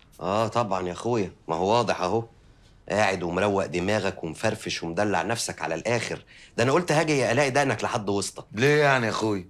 يعني المفروض تبقى متضايق ومكتئب من اللي حصل. المهم انا جيت لك انا وبابا النهارده عشان مش عارف اعمل ايه، ويعني موضوع الطرد ده جه على غفله ما كناش عاملين حساب. طب انا اعمل لك ايه بقى دلوقتي؟ اوعى تقول لي اكلم لك ريكو. يا ريت. طب ماشي، مش دلوقتي، على الاقل يعني شوف لنا حته اي مكنه كده نتوه فيها. تتوه فيها؟ ليه؟ انتوا عليكم مراقبه ولا ايه؟ ده الكلام ده قله التو فيها وبتاع بابا تيموز سوري انا ما اعرفش ان عندك ضيوف. لا تعالى يا شرف. عاصم صديقي. اهلا وسهلا. عم سامي ابو عم سامي على فكره القصه بتاعت سوبرمان دي حلوه قوي. اهلا وسهلا. الاستاذ شريف الغزالي. اهلا وسهلا. رجل اعمال؟ لا فنان. فنان. ايه الضيوف اللطاف دول؟ احنا مش هنخرج ولا ايه؟ لا هنخرج طبعا، بس عايزين نشوف حل لمشكلتهم. لا انا ما عنديش مشكله ملهاش حل. الله، ايه الراجل الحلو ده؟ يا اهلا، شريف فهمني على كل حاجه، نورتوا بيتي. لا بس ما شاء الله البيت جميل فعلا، احنا بس مش عايزين نتقل عليك. ما انتوا اتقلتوا خلاص. ايه ده من اولها كده؟ يا عم بهزر، عيش حياتك. حلو قوي بيتك ده بصراحه. عايش فيه لوحدك؟ يا عمي عايش فيه لوحدي. يا ريتك بقى تشوف لي كده اوضه نوم بحمام يكون فيه شامبو، شاور جل، كريمات، عشان انا عندي السكر. بابا شاور جل وشامبو ايه والسكر؟ انت بتتعالج بالشامبو، احنا هنتأمر اي حاجه. يا عمي يتأمر براحته، تحت امرك يا عمي. لذيذ صاحبك قوي يا ادهم. يا بختك باصحابك. الراجل جدع ما بيخبيش عليها حاجه. احنا هنبتدي نلقح بقى. طب انا هشاهد الجدع لا ده لا عليه. لا بقول لك ايه، ايه؟ ما تجيبش سيره المشكله دي خالص، مش عايز اتكلم فيها، ونبه على باباك ما يتكلمش فيها خالص، ما يتكلمش مع ياسر. ها حاضر بقى. بس انا عايزك تعرف ان انا والله ما كان قصدي خراب البيوت في حاجه خالص. طيب ايه يا جماعه مالكم في ايه؟ تلاقيهم بيتكلموا في المشكله. بابا المشكله بتاعته كان كاتب يا سيدي اميره صاحبته على الموبايل عنده حسن شركه، مراته قفشته، اضطربنا وجينا بشراطنا بس يا بابا انت هتفضحنا كده. نزلتنا على لحم بطننا. انا بس بقول له ان هو غبي، لو كان قال لي من الاول كنت قلت له هيعمل ايه. ده على اعتبار انك خاين قديم يعني. ولا خاين ولا حاجه يا اخي، انا كنت عايز اقول لك يعني اكتب اسمها عادي على الموبايل وابقى امسح الشات اول باول. ياه ده انتوا قدام قوي، في فكره اذكى من كده بكتير. ايه؟ ركزوا معايا. انت هتعمل جروب على الواتساب اسمه وظائف خاليه، وتدخل صاحبتك على الجروب ده. عمر ما مراتك ما هتفكر تخش على جروب زي ده، ولو دخلت على اسمها مش هتلاقي اي حاجه في الشات بينكم، وتشقلب انت بقى وصاحبتك على الجروب. يا اللعيبه مجرم. ولو عملت الجروب ده بقى وبدخلني معاك واتفرج، ده لو اميره دي مزه يعني. بتاع ياسر دي ست محترمه، وعشان محترمه ما ينفعش تبقى مزه. لا لا اصل انت مش واخد بالك، اصله في بينه وبينها حاجه كده وبيغير عليها قوي. غيور. انتوا هتطلعوني مسرح انتوا الاثنين مش كده؟ سيبكم بقى من المسرح دلوقتي وشوف لي الحته اللي هنام فيها ارجوك، عشان انا نعسان جدا والاكله كانت تقيله قوي. تحت امرك يا عمي، بس الحلو كان نازل كده. النوم طار، ينزل بالحلو.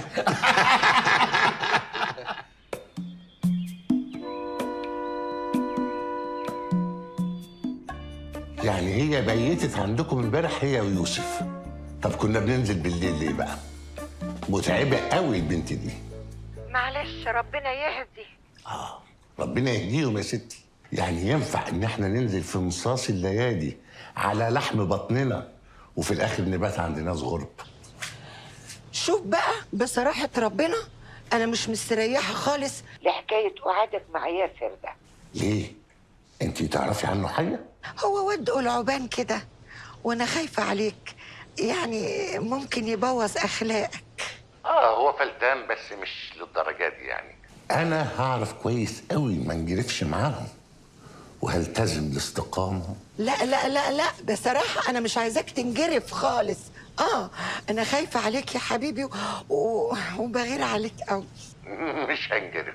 قولي لي هي لسه عندكم؟ أيوة طبعا، بس نزلت راحت شغلها. إيه تستنى بس، سناء عمالة ترن ترن ترن. سناء أختك؟ طيب ما تقوليلهاش إن إحنا بنتكلم. لا طبعا مش هقول لها، أنا ما بقولش لحد. إنما ليه يعني؟ ليه؟ الحسد. قل أعوذ برب الفلق. دي برضه ست وحدانية وأكيد مفيش حد بيسأل عليها. يا خرابي عليك، يا خرابي عليك وعلى حساسيتك، مش ممكن. حاضر مش هقول لحد يا حبيبي، مع ألف سلامة. في انتظارك يا منشري.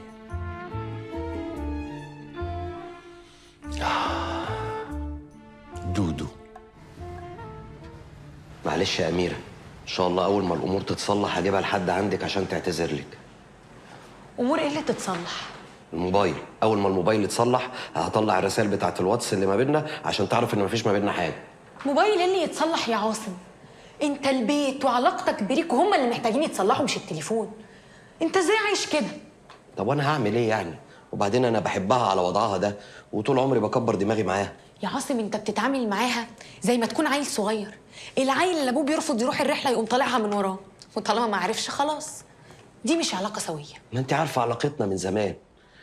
بس انا اللي هيجنني هي عرفت موضوع حسن شركه ده منين؟ تلاقيها مراقبه تليفونك. يعني ايه؟ مراقباه، يعني منزله برنامج تجسس، ستات كتير بتعمل كده. ايه ده؟ يعني ريكو جاسوسه؟ جاسوسه ايه؟ بقول لك منزله تطبيق بتراقب منه تليفونك. الحقيقه اتفاجئت. طيب مفاجاه حلوه ولا وحشه؟ لا مفاجاه لذيذه طبعا. بس يعني انت متاكده من مشاعرك؟ اصل كلمه بحبك دي كلمه كبيره قوي واحساس قوي جدا، لازم الواحد يبقى متاكد منه عشان يقوله.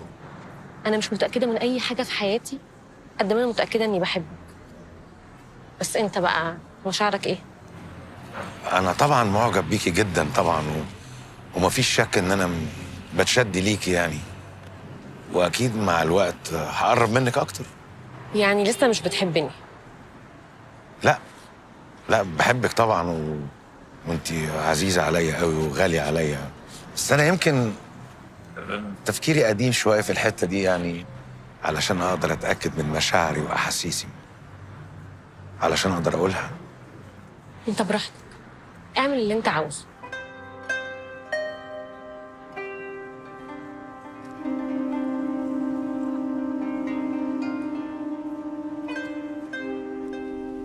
طبعا يا حبيبتي، ما هو بيت من غير اب.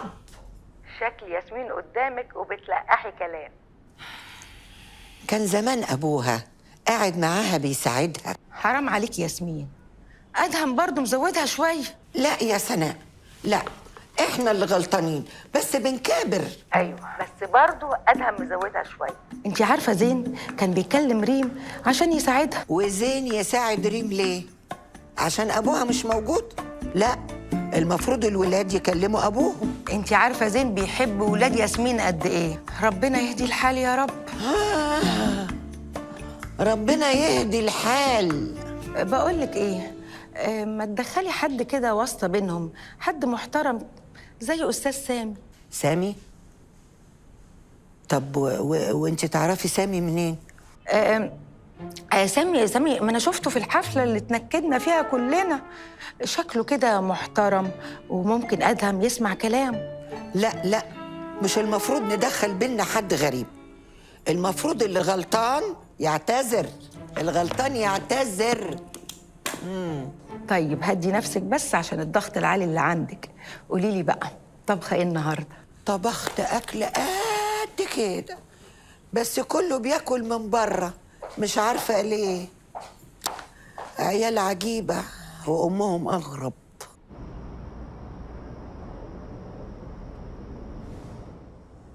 ما تقوم كده تجيب لنا طبق مكسرات من جوه وشويه عصاير بدل ما احنا قاعدين كده.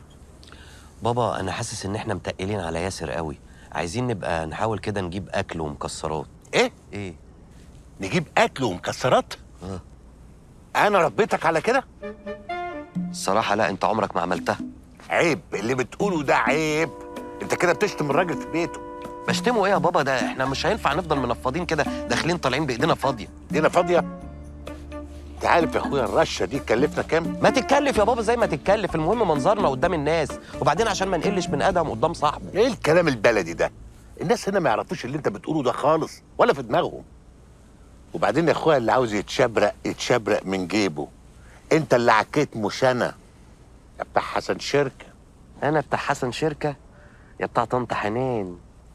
ايوه. اهلا يا سهلا، منورنا ومشرفينا. اهلا بيكم اهلا بيكم. اهلا وسهلا. حط يا عمران حط، وروح اعمل تشيك على الاوض كلها. كتير والله. روح شوف اعمل تشيك عليها كويس. شايف الرشه دي بقى؟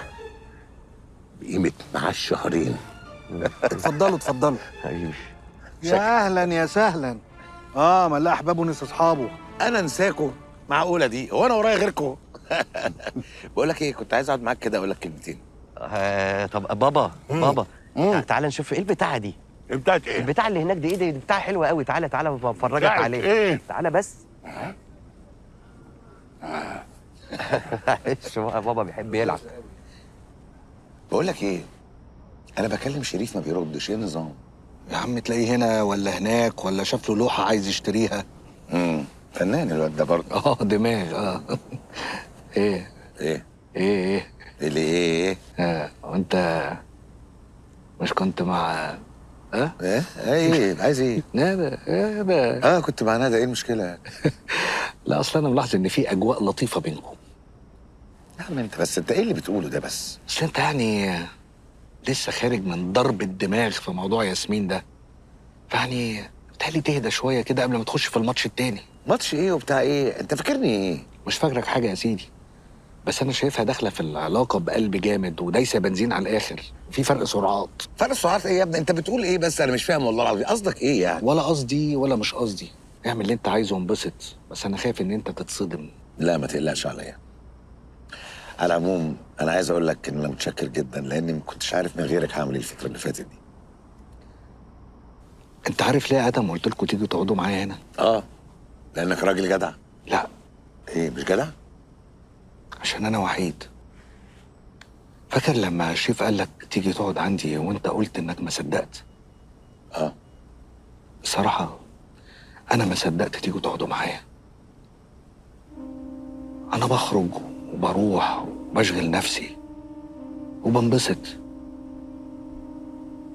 بس في الاخر برجع الاقي نفسي لوحدي في البيت. لما بقعد لوحدي بفتكر عيالي،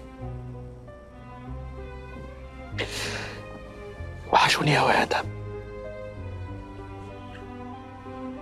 انا حاسس بيك يا ياسر، حاسس بيك، بس كمان عايز اقول لك حاجه. انا عارف انها مش وقتها خالص.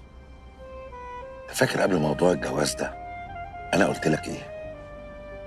قلت لك يا ياسر خد نصيحتي، لا العيشه هي العيشه ولا الحياه هي الحياه. ما صدقتنيش، رحت انت بقى اتشديت للشعر والالوان والشكل، وطلع كلامي في الاخر هو اللي صح. لا العيشه هي العيشه ولا الحياه هي الحياه. ما كل الناس بيتجوزوا اجانب. ايوه في ناس كتير متجوزين اجانب، بس اغلبهم حياتهم فشلت. بقول لك ايه، ما تيجي اخدك عند الدكتور حاتم؟ لا دكتور حاتم ده انا عالج 10 زيه، انا ماليش في الدكاتره النفسيين واللايف كوتش والكلام ده. ما انا ما كانش ليا. لا والله ما كان ليا. امال ايه اللي حصل؟ اللي حصل ان الراجل ده فظيع، الموضوع فرق معايا كتير. فرق معاك؟ فرق. بص انت كده فرق معاك؟ امال ايه؟ دي اكتر حاجه شجعتني ان انا عمري ما افكر اروح له. يا سيف بقول لك كل الافكار وحشه والديدلاين خلاص قرب، وهتفضح قدام التيم كله قدام مامي كمان. بجد بابي ده اكيد بيهزر عشان يسيبني لوحدي كده. دي اخر فرصه ليا مع الكلاينت ده، رفضوا كل الافكار اللي احنا قدمناها قبل كده. طب باي باي باي باي، هكلمك تاني. ايه يا بنتي اللي انت عاملاه في الاوضه ده؟ انت كويسه؟ لا يا مامي انا مش كويسه خالص، انا لحد دلوقتي ما طلعتش فكره واحده بس عدله، والميتنج خلاص بكره. هو انت بتضحكي يا مامي؟ ده وقته. طبعا بضحك عشان المنظر اللي انت عاملاه ده فكرني بأدهم. اول اعلان يطلب منه عمل البيت زريبه كده برضه. هو السبب اصلا في ان انا محتاسه دلوقتي على فكره. هو في العادي كنت هقول لك عندك حق، لكن الحقيقه المره دي لا. يمكن اللي حصل ده يكون احسن حاجه في العك اللي احنا فيه ده كله. احسن حاجه ايه يا مامي؟ الديل هيروح مننا وهتبقى بنتك هي السبب. وممكن برضه ما يروحش وتبقي انت برضه السبب.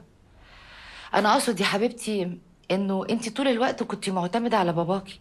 يمكن المره دي فرصه كويسه قوي عشان تكتشفي مواهبك وامكانياتك. على فكره انا ما كنتش اعرف ان انا بي ار شاطره لغايه ما اتعاملت مع كلاينت سخيف وعرفت اهندله. انت المره دي فرصتك.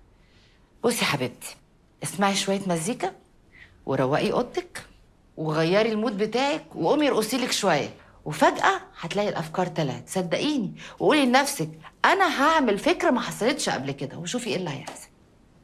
مامي انا بحبك قوي. وانا كمان يا نوران. يلا مش عايزه اعطلك. انت ايه هتعملي ايه؟ ريكو هتعدي عليا، هنقعد مع بعض بره شويه. يا رب بقى تتبسطوا وتبطلوا انتوا الاتنين نكد على بعض. هنحاول اوكي هنحاول. المهم قولي لي مروان فين؟ ما بيردش على الموبايل. الحمد لله راح النادي، تلاقيه بقى في التمرين ولا حاجه. طب الحمد لله، ربنا يهديه يا رب. يلا حبيبتي جود لك. ابويا هيفضحني مفيش كلام. ادهم يا ادهم. ايوه انت معايا؟ معاك. كنت بقول يعني ما تروح تقعد معاهم وتسيبنا نشوي اللحم. يا عم انا واقف معاك اهو، ايه المشكله يعني؟ انت في حاجه مضايقاك؟ لا مفيش حاجه مضايقاني خالص. عايز نعمل ايه؟ ارقص؟ لا ما هو باين ان انت مش متضايق ولا حاجه، باين من نظرتك. ده انت صهد الغيره هيحرق اللحمه. صهد ايه وغيرة ايه؟ ايه الكلام اللي انت بتقوله ده يا عم انت؟ تصدق انا في الاول قلت ادهم هيتقمص له يومين وبعدين يرجع في كلامه. يا ادهم كمل ايه وانا بحكي لك حدوته قبل النوم. مش كفايه شوي بقى وتفوتوا تقعد معايا شويه؟ مش كفايه انت راغي وتيجي تشوي معانا شويه؟ انا ما بحبش الدخان. يلا بقى يلا.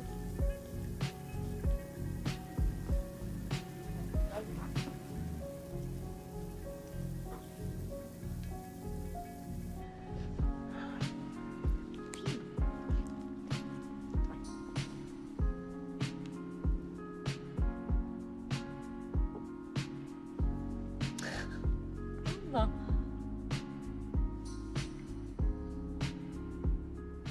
حاولتيش تكلمي عاصم؟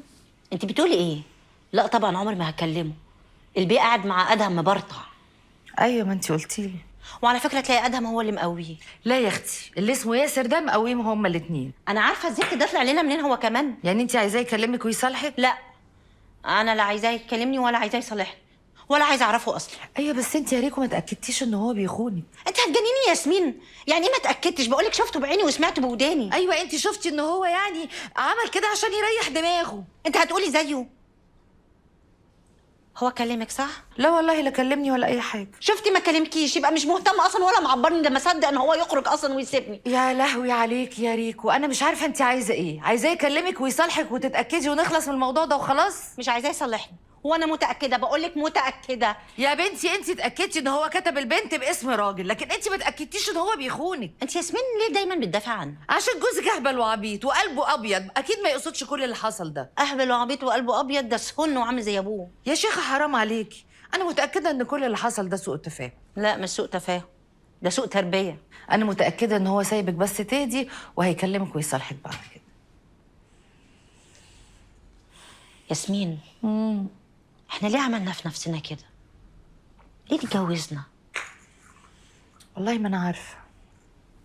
انت عارفه ان بقيت الشله ما اتجوزتش؟ عارفه، بشوف رشا ومنال على الفيسبوك. ونوره كمان ما اتجوزتش، ويا سلام مقضيينها سفر وخروجات وفسح واخر انبساط. اهو كل واحد بياخد نصيبه. وبعدين مين اللي قالك ان هم مبسوطين؟ صورهم اللي على الفيسبوك. انت بتصدقي السوشيال ميديا؟ طب ما عندك انا وادهم اهو، كنا هارين نفسنا صور وكاننا في حاله حب على طول، واحنا في الحقيقه كنا مقطعين بعض. بس انا برضو استفدت من الجواز بيوسف، حاجه حلوه برضو مش كده؟ بصراحه وانا برضو متاكده ان عاصم بيحبك. بيحبني انا واخرون. انا بصراحه مش عارفه اقول لك ايه، بس دي اول مره تقفشيه بيعمل حاجه زي كده. ما تديله فرصه تانية وخلاص. يا سلام، شوف مين بيتكلم. ما انت ما رضيتيش تدي لادهم اي فرصه. لا معلش ثانيه واحده، انت وعاصم حاجه وانا وادهم حاجه تانية خالص. وبعدين انا ياما اديت ادهم فرص، لكن لما انا عوزت الفرصه هو ما رضيش. يا سلام على الحريه، ايه الحلاوه دي؟ ايه الحلاوه دي؟ الواحد لو كان عارف ان سيبان البيت حلو كده كان سابه من زمان. ما انت خلاص بقيت زبون. كل اللي قاعدين هنا زبايني، اتسرسبوا واحد ورا واحد.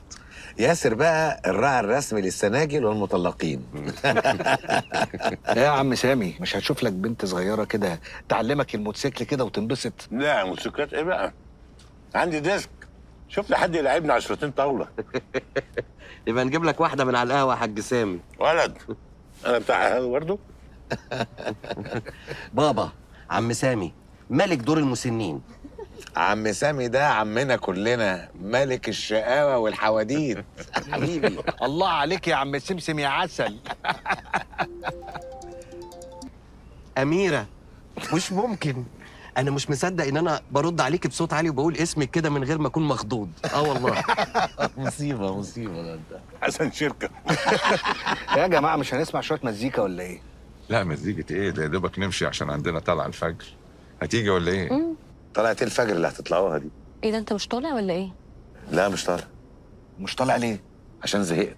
هو لازم كل طلعة نطلعها؟ ايوه بس انا اوفيسر، لازم اطلع مع الجروب ده. وهو الاوفيسر يعني ما ينفعش يعتذر؟ لا ينفع يعتذر بس لو في سبب.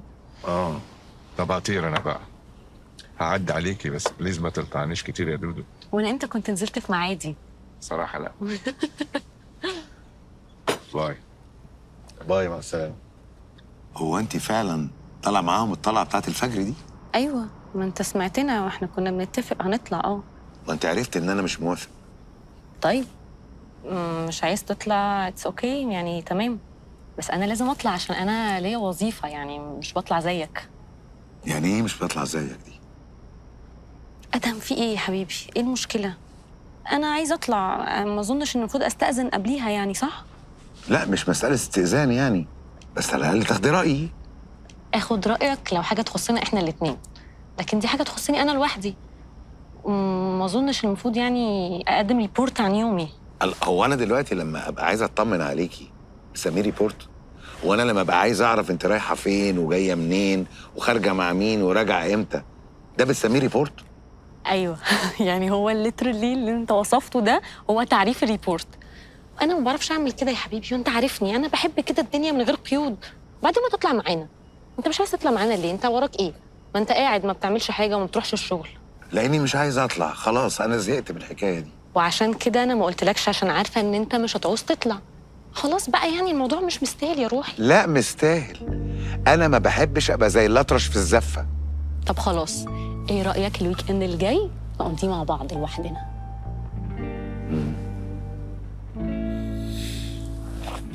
تصبح على خير.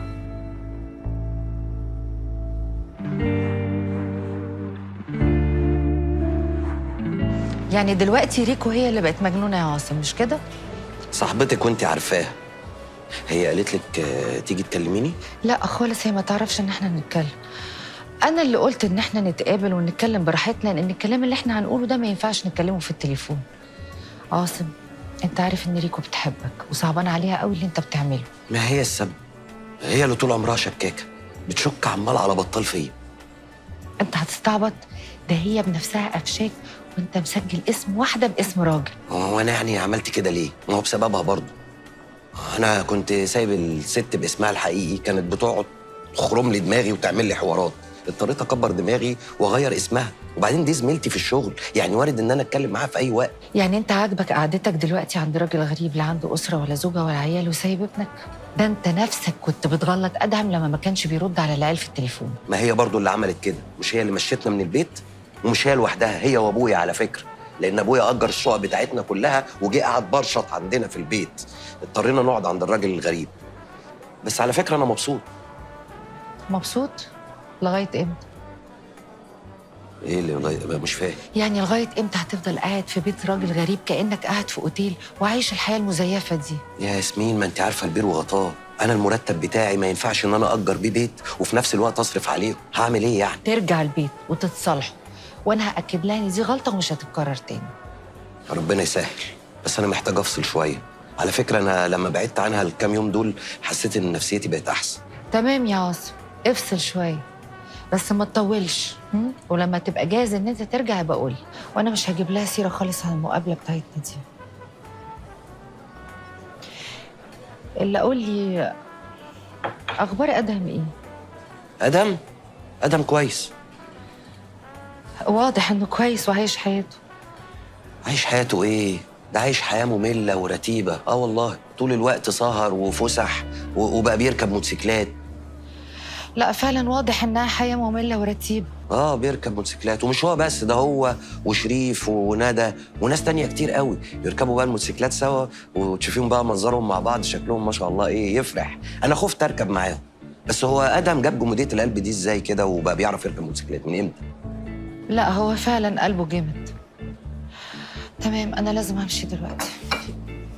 وفكر انت كمان وما تحاولش تطول اكتر من كده عشان قلبك ما يجمدش وتصيع مع عيال قد ولادك. يا ريت نفسي، بس اخاف اقع على ركبتك جلط. والله انت اللي هتجلطنا كلنا. طب ابقي طمنينا عليكي وخلينا نشوفك. خلينا نشوفك انت وريكو في بيتكم ولم الدنيا يا عاصم. ها، ربنا يصلح الحال ان شاء الله.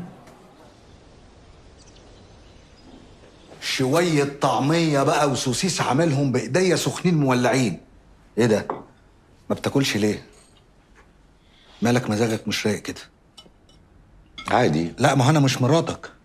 لا بجد ادهم، في ايه مالك؟ انت من ساعة ما جيت لي أول مرة أشوفك بالشكل ده. حاسس الحياة مش مظبوطة كده والدنيا متلخبطة. مش جايز انت اللي مش متظبط؟ لا ده اكيد. قول لي يا ادهم، ايه اللي حصل بينك وبين مراتك وعيالك خلاك تقلب عليهم بالشكل ده؟ كدبوا عليا يا ياسر، عاملوني كأني عدوهم وكأني غريب عن البيت وبره الدايرة اللي قفلتها حواليا سنين طويلة. ايه يعني؟ كتير وهغير رأيي، أنا مش هديك لحد تاني أبدا. بجد يا بابي؟ يعني شكلي حلو؟ شكلك زي القمر يا روحي. حبيبتي. اهلا يا ادهم، ازيك؟ كويس، ازيك انتي؟ كلنا كويسين. كوثر، تشرب ايه؟ أي حاجة، أما أشوفكم هتكرموا الضيف إزاي؟ البيت بيتك يا ادهم، اشرب اللي انت عايزه. اما انا عامله لك مفاجاه بقى، رز بلبن يستاهل بقك. يا حبيبة قلبي والله مش قادر خالص يا نونا. دي هتعجبك قوي. بقول لك ايه، هاتي يا حبيبتي رز بلبن من التلاجة بسرعه. بصوا بقى، انا بصراحه يا بابي كنت عايزاك تيجي بدري عشان عايزه اجمعكم انتوا الاتنين واقول لكم ارجوكم امسكوا نفسكم قدام اهل سيف، عشان خاطري انا مش عايزه اي مشاكل خالص النهارده يا بابي انت ومامي. حاضر يا حبيبتي، من عينيا. حبيبتي أنا مش عايزك تحملي هم أي حاجة، أنا عايزك النهاردة تنبسطي وبس. اتفضل. ميرسي يا كوثر، ربنا يخليك يا حبيبتي، الله متشكر قوي. يخليك. أمال فين مروان؟ نزل من نص ساعة. فعلا هو مروان سألني قال يا مامي افضل موجود، قلت له لا يا حبيبي، يعني ممكن تروح النادي لان دي قعدة ناس كبار مالكش فيه. كوثر، حضرتي كل حاجة؟ الحاجات الحلوة والحاجة الساقعة كل حاجة. تمام زي الفل، روحي بقى شوفي شغل. ايه؟ هتفضلي واقفة لغاية اما الناس يجوا؟ وفيها ايه يا ماما؟ لا فيها كتير، ما يصحش.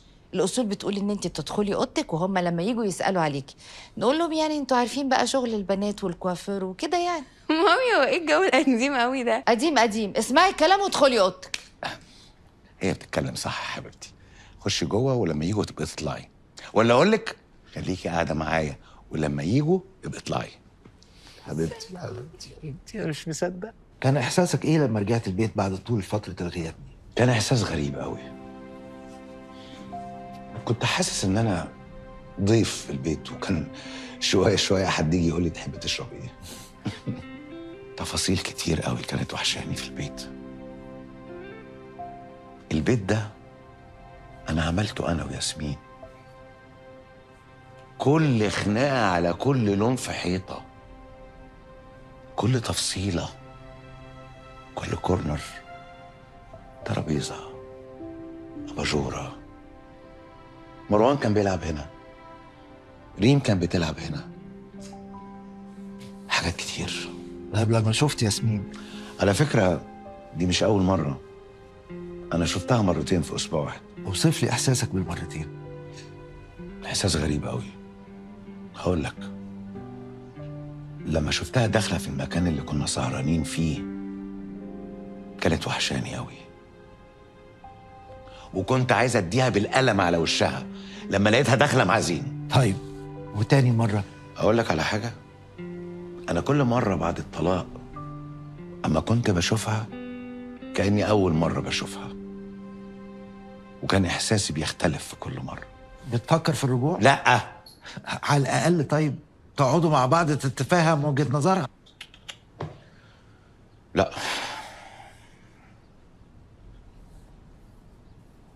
يا اهلا وسهلا، نورتونا. منوره بيكوا والله، متشكرين قوي. شكرا يا حبيبتي. باشمهندس ادهم سحر والدتي وباسم والدي. باشمهندس ادهم طبعا غني عن التعريف، وطنط ياسمين. طنط؟ مدام ياسمين هما الاتنين يبقوا اهل ريم القمر اللي قاعده هناك دي. اهلا وسهلا. طب نتكلم بقى في المهم بقى بابا اللي احنا جايين علشان. عارف يا حبيبي انت مستعجل. بصوا يا جماعه. الو. طب معلش ممكن نتكلم بعدين؟ قولي للي بيكلمك يتكلم بعدين. قولي له بنتي بتتجوز يا ام العروسه. طب بعد اذنك نتكلم بعدين، مش وقته. شكرا. معلش سوري يا جماعه، ده تليفون شغل، سوري.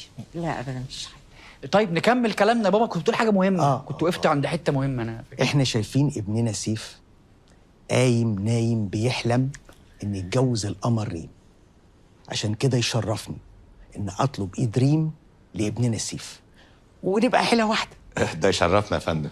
يشرفنا والله.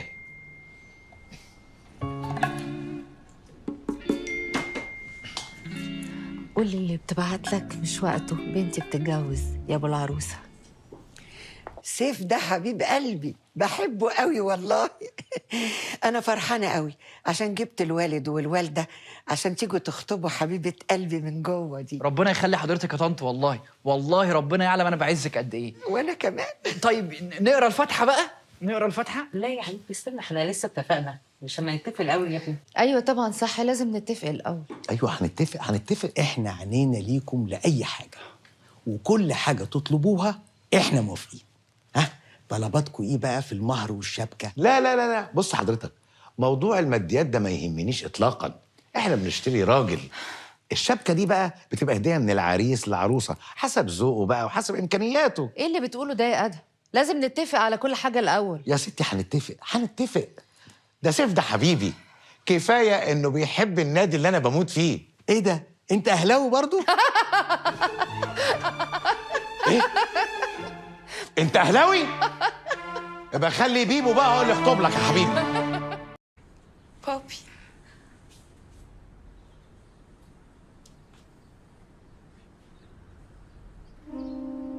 بابي، هو انت هتفضل زعلان مني ومديني ظهرك كده؟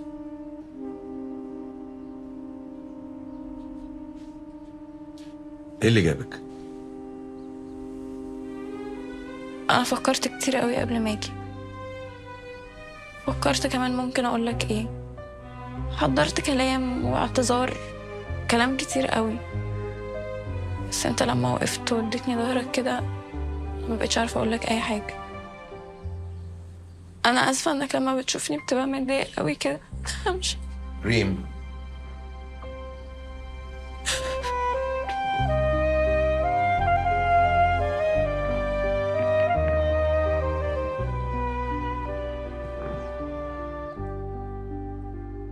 أنا عارف إن الأولاد متعبين، هنعمل إيه بقى يا ستي؟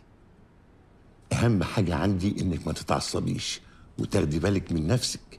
أنت عارفة إن حرقة الدم دي بتأثر العمر. يعني هو بكيفي، ما هم اللي بيعصبوني. طيب أنا هقول لك على حاجة جميلة جدا.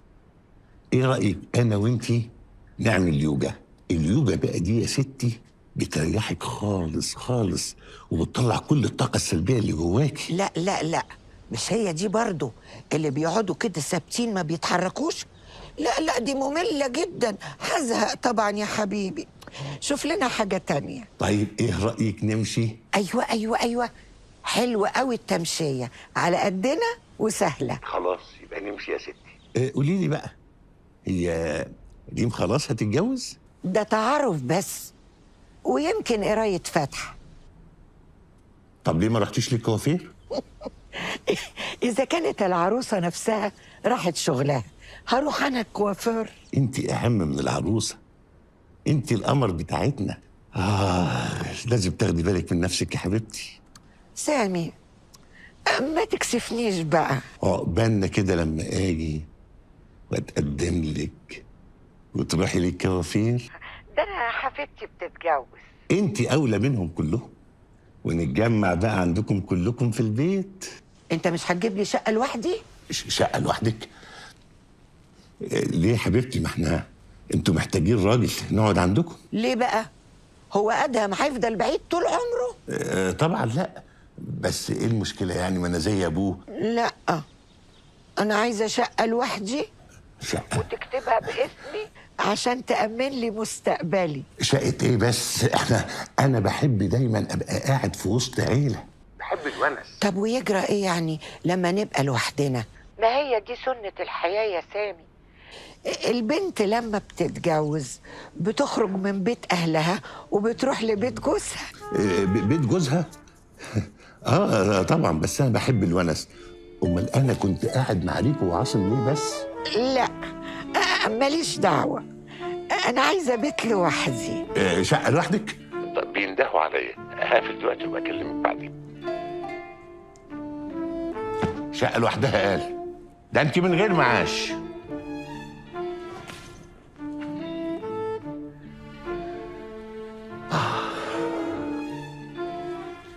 ازيك يا سونسون؟ اتأخرت عليكي؟ يعني لو مش عشان ترجع معايا البيت ونرجع لحياتنا الطبيعية يبقى عشان موضوع تاني عايزة أكلمك فيه. خلاص نشوف الموضوع التاني اللي عايزة تكلميني فيه. بصراحة سيف عايز يجي يتقدم لي. سيف؟ سيف. هو انت بتحبيه ولا ايه؟ لا عادي يعني. طيب ولما هو عادي يعني عايزة تتجوزيه ليه؟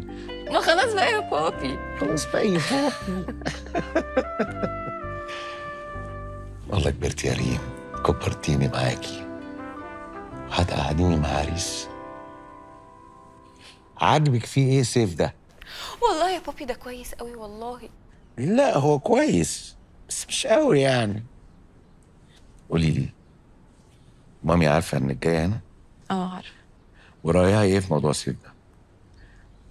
بصراحة هي مش متحمسة قوي للموضوع، وشايفة كمان ان مستواهم اقل قوي من مستوانا، بس قالت لي روحي خدي رأي بابي عشان رأي بابي مهم.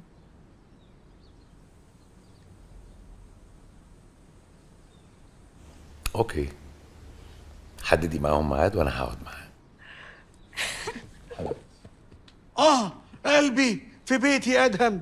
ايه الاحضان والحاجات الحلوه دي؟ تعالى يا ياسر اما اعرفك، ريم بنتي. بسم الله ما شاء الله. ازيك؟ اعرفك بقى انكل ياسر. لا بلاش انكل دي، انت عارف انها بتعصبني. لا انكل و60 انكل، امال لما تعرف هي جايه ليه؟ على فكره تيجي بيت عمها زي ما هي عايز، مالكش انت دعوه. طيب يا سيدي، الزاردة الصغننة دي متقدم لها عريس. بجد؟ الف مبروك، بس انا مش هوافق على اي حد، يا اما امير يا سفير يا وزير. لا ده سيف عادي. سيف بتاعنا ده؟ ايوه اللي بيجي لنا هنا ده. هو ابن حلال. ابن حلال. انت رايك ايه؟ خلاص بقى يا انكل. حبيبتي يا حبيبتي، حبيبه بابي.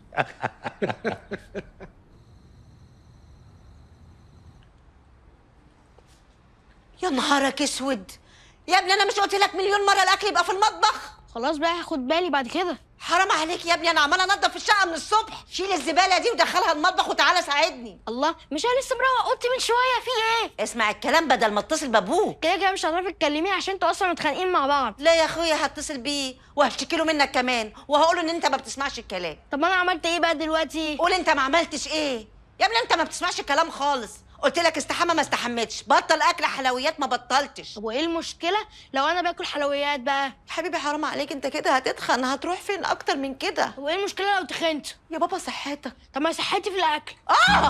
يا نافوخي وصحتي. مالها صحتك؟ هتجلط منك ومن برودك ومن ابوك. سبحانك يا ربي، خد كل جينات البرود من ابوه.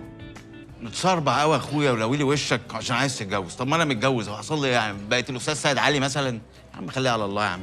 لا معلش يا يحيى، انت برضه محظوظ يعني، انت اتجوزت البنت اللي بتحبها. وبعدين يعني حصل ايه؟ نكد وغيره وشك، كل شويه مين عمل لك كومنت ومين عمل لك اعجبني وهي ايه اللي اعجبها فيك وحاجه. يا عم صباح الفل يا عم، خليها على الله. هي برضه عندها حق بصراحه، انت معجبينك البنات دول كتير قوي، انت لو بتقدم برنامج الصحه والجمال مش هيبقوا كده يا عم. الله انت هتقول زيها انت كمان، هو انت صاحبي ولا صاحبها يا عم؟ وبعدين بقول لك ايه، سيبك من الموضوع ده بقى. انا دلوقتي مش ظبطتك في البرنامج، انت ما ظبطتنيش خالص. انا ما ظبطتكش؟ ده انا ركبتك الترند يا عم، ده انا طلعت عندك في البرنامج وشرحت فكره الهاشتاج وفكره الكامبين. يا عم هاشتاج ايه وبتاع ايه؟ انا عايز شغل اكتر، عايز اعلانات، عايز الشغل ابو فاصل 13 دقيقه ده. انت عارف انا بقالي سنتين شغال في البرنامج، ما عنديش غير اعلان واحد بتاع بطاطين، وشغال معايا صيف وشتاء. وبعدين انت وعدتني انك هتشوف لي حل.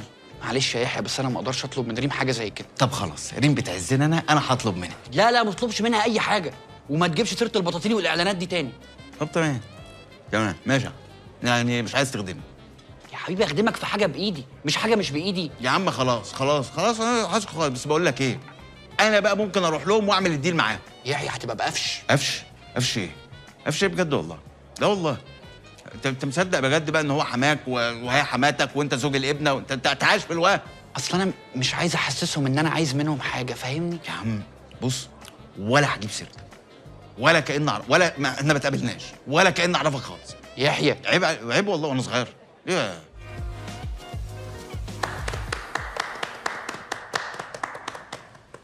هو كان فين الشغل الحلو ده من بدري؟ لا طول عمره موجود، بس هي المشكله ان الفتره اللي فاتت تعب مستر ادهم هو اللي لخبط الدنيا شويه. بس الباشمهندسه ريم عوضت عدم وجودي. الحمد لله.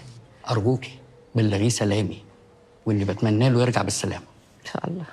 طيب ما فيش اي كومنتس، اي تعديلات؟ بالعكس ولا اي حاجه، زي ما هي كده، فكره بسيطه وصلت المطلوب. ما تشوفي لنا كده صحيح مدام ياسمين وريم خلصوا الميتنج ولا لسه؟ حاضر، هروح اشوفها واجي. ريم متوتره قوي. ها يا راجل ده انت اللي بايظ خالص. انت متوتر اكتر من ريم. انا بس مش عايزها يعني تفقد ثقتها بنفسها. ثقتها بنفسها. بقول لك ايه، عايز اكلمك بصراحه. انا حاسس كده انه في حاجه بينك وبين ريم. حصل. طب بص، انا هنصحك راجل لراجل. الست دايما بتحب اللي يحسسها انها جامده جدا. لا مش جامده، يعني عندها فكر. عندها فكر حتى لو ما بتفهمش حاجه، سقف لها، اشتغلها. هم الستات بيحبوا الحاجات دي جدا. ايه اللي حضرتك بتقوله ده؟ لا خد مني، ده انا صايع قديم. سيبك من شغل رجل اعمال وبتاع. ما هو واضح ما شاء الله. البرزنتيشن عجبتهم قوي والكلاينت طاير بيها. ما شاء الله، الله اكبر. ما انت جامده جدا، انت جامده جدا. يلا بقى، عايزك تستعد عشان الاعلان بتاعنا. عايزني انا اللي اعمله؟ انا مش شايف حد اشطر منك يعمله اصلا. يا ريم، مفيش حد هنا في الشركه اشطر منك. شفتي بقى؟ فانا عايزك بقى تروحي تستعدي وطلعي بقى افكارك الجديده، توريني هتعملي ايه. خلاص اوكي ماشي. باي باي. اوكي فهمت قصدك، فهمت. الله الله الله الله، ايه الجمال ده يا ناس. يا روح قلبي يا نونا. شوفي بقى يا حبيبتي، انا جايبه لك عقد بقى هتلبسيه هيلعلط على صدرك، الماس حر. خدي بقى كده، اقفلي القفل من ورا علشان انا نظري ضعيف. اقفلي من ورا. الله، ده قديم قوي يا نناه. قديم؟ هو الالماس عمره بيقدم؟ ده انتوا ما بتفهموش خالص. عارفه العقد ده انا لبسته يوم ما جدك اتقدم لي. بصراحة هي مش متحمسة قوي للموضوع، وشايفة كمان ان مستواهم اقل قوي من مستوانا، بس قالت لي روحي خدي رأي بوبي عشان رأي بوبي مهم.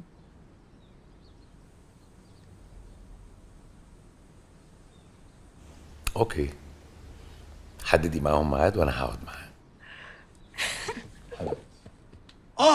قلبي في بيتي ادهم. ايه الاحضان والحاجات الحلوه دي؟ تعالى يا ياسر اما اعرفك، ريم بنتي. بسم الله ما شاء الله، ازيك؟ اعرفك بقى انكل ياسر. لا بلاش انكل دي، انت عارف انها بتعصبني. لا انكل و60 انكل، امال لما تعرف هي جايه ليه؟ على فكره تيجي بيت عمها زي ما هي عايز، مالكش انت دعوه. طيب يا سيدي، الزاردة الصغننه دي بتقدم لها عريس. بجد؟ الف مبروك، بس انا مش هوافق على اي حد، يا اما امير يا سفير يا وزير. لا ده سيف عادي. سيف بتاعنا ده؟ ايوه، اللي بيجي لنا هنا ده. هو ابن حلال. ابن حلال. انت رايك ايه؟ خلاص بقى يا انكل. حبيبتي يا حبيبتي، حبيبه بابي.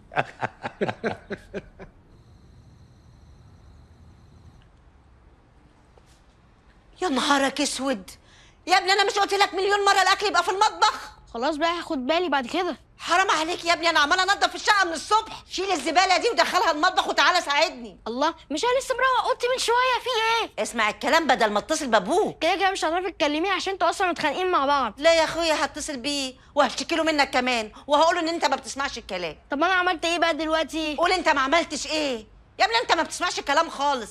قلت لك استحمى ما استحمتش، بطل اكل حلويات ما بطلتش. طب وايه المشكله لو انا باكل حلويات بقى؟ حبيبي حرام عليك، انت كده هتتخن، هتروح فين اكتر من كده؟ وايه المشكله لو تخنت؟ يا بابا صحتك. طب ما صحتي في الاكل. يا نافوخي وصحتي. مالها صحتك؟ هتجلط منك ومن برودك ومن ابوك. سبحانك يا ربي، خد كل جينات البرود من ابوه. متصربع قوي يا اخويا ولويلي وشك عشان عايز تتجوز. طب ما انا متجوز، هو حصل لي يعني بقيت الاستاذ سيد علي مثلا؟ يا عم خليها على الله يا عم. لا معلش يا يحيى، انت برضه محظوظ يعني، انت اتجوزت البنت اللي بتحبها. وبعدين يعني حصل ايه؟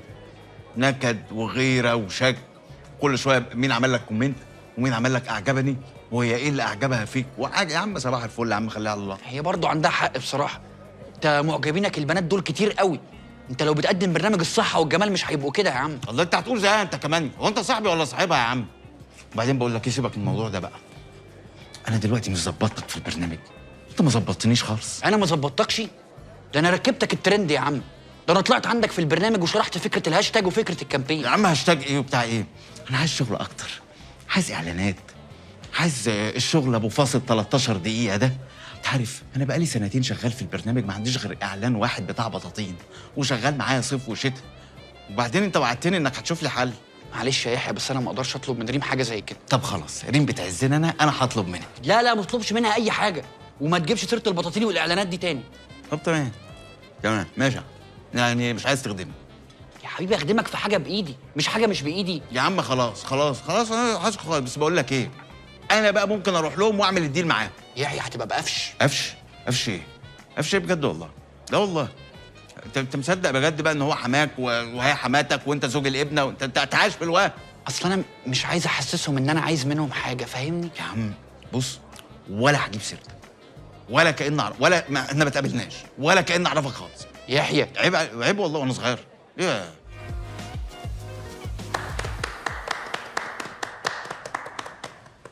هو كان فين الشغل الحلو ده من بدري؟ لا طول عمره موجود، بس هي المشكله ان الفتره اللي فاتت تعب مستر ادهم هو اللي لخبط الدنيا شويه. بس الباشمهندسه ريم عوضت عدم وجودي. الحمد لله.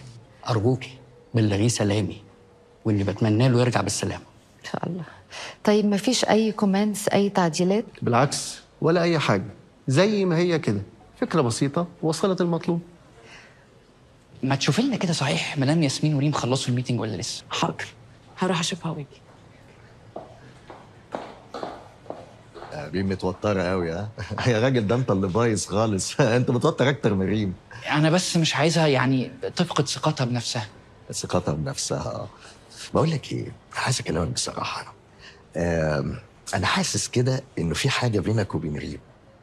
حصل. طب بص، انا هنصحك راجل لراجل. الست دايما بتحب اللي يحسسها انها جامده جدا. لا مش جامده، يعني عندها فكر. عندها فكر حتى لو ما بتفهمش حاجه، سقف لها، اشتغلها. هم الستات بيحبوا الحاجات دي جدا. ايه اللي حضرتك بتقوله ده؟ لا خد مني، ده انا صايع قديم. سيبك من شغل رجل اعمال وبتاع. ما هو واضح ما شاء الله. البرزنتيشن عجبتهم قوي والكلاينت طاير بيها. ما شاء الله، الله اكبر. ما انت جامده جدا، انت جامده جدا. يلا بقى، عايزك تستعد عشان الاعلان بتاعنا. عايزني انا اللي اعمله؟ انا مش شايف حد اشطر منك يعمله اصلا.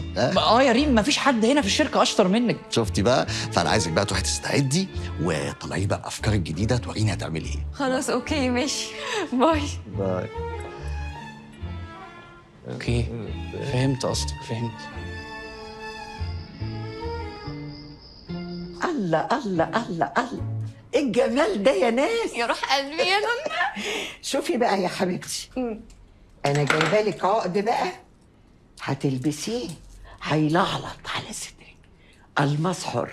خدي بقى كده، اقفلي القفل من ورا علشان انا نظري ضعيف. اقفلي من ورا. الله، ده قديم قوي يا نناه. قديم؟ هو الالماس عمره بيقدم؟ ده انتوا ما بتفهموش خالص. عارفه العقد ده انا لبسته يوم ما جدك اتقدم لي ولبسته لماما لما ابوك اتقدم لها. ده سبب قلع يخليني ما البسهوش خالص يا ننات. كده؟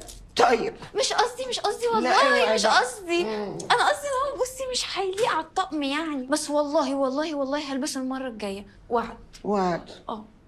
ها قطتي جهزت؟ ايه ده الشياكه دي؟ هما جايين يتقدموا لها هي ولا ايه؟ يلا يا بكاشه. انما ايه الحلاوه دي كلها؟ ايه رايك؟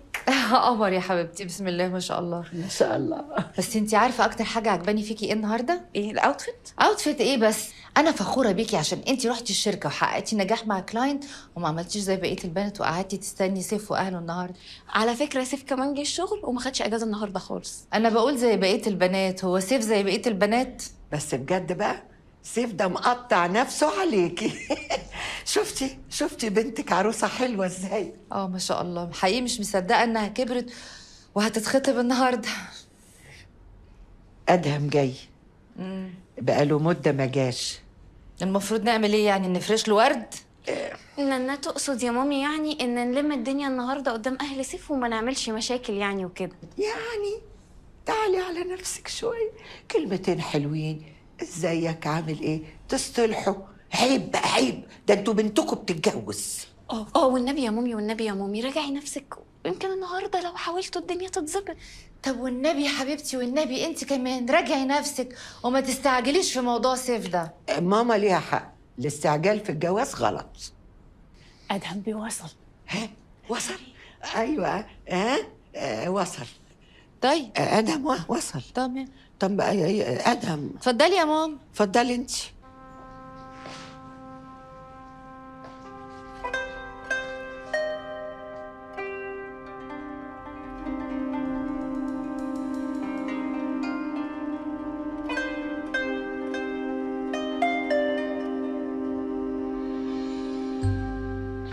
اهلا اهلا اهلا، ازيك يا ادهم؟ وحشتني يا حبيبي.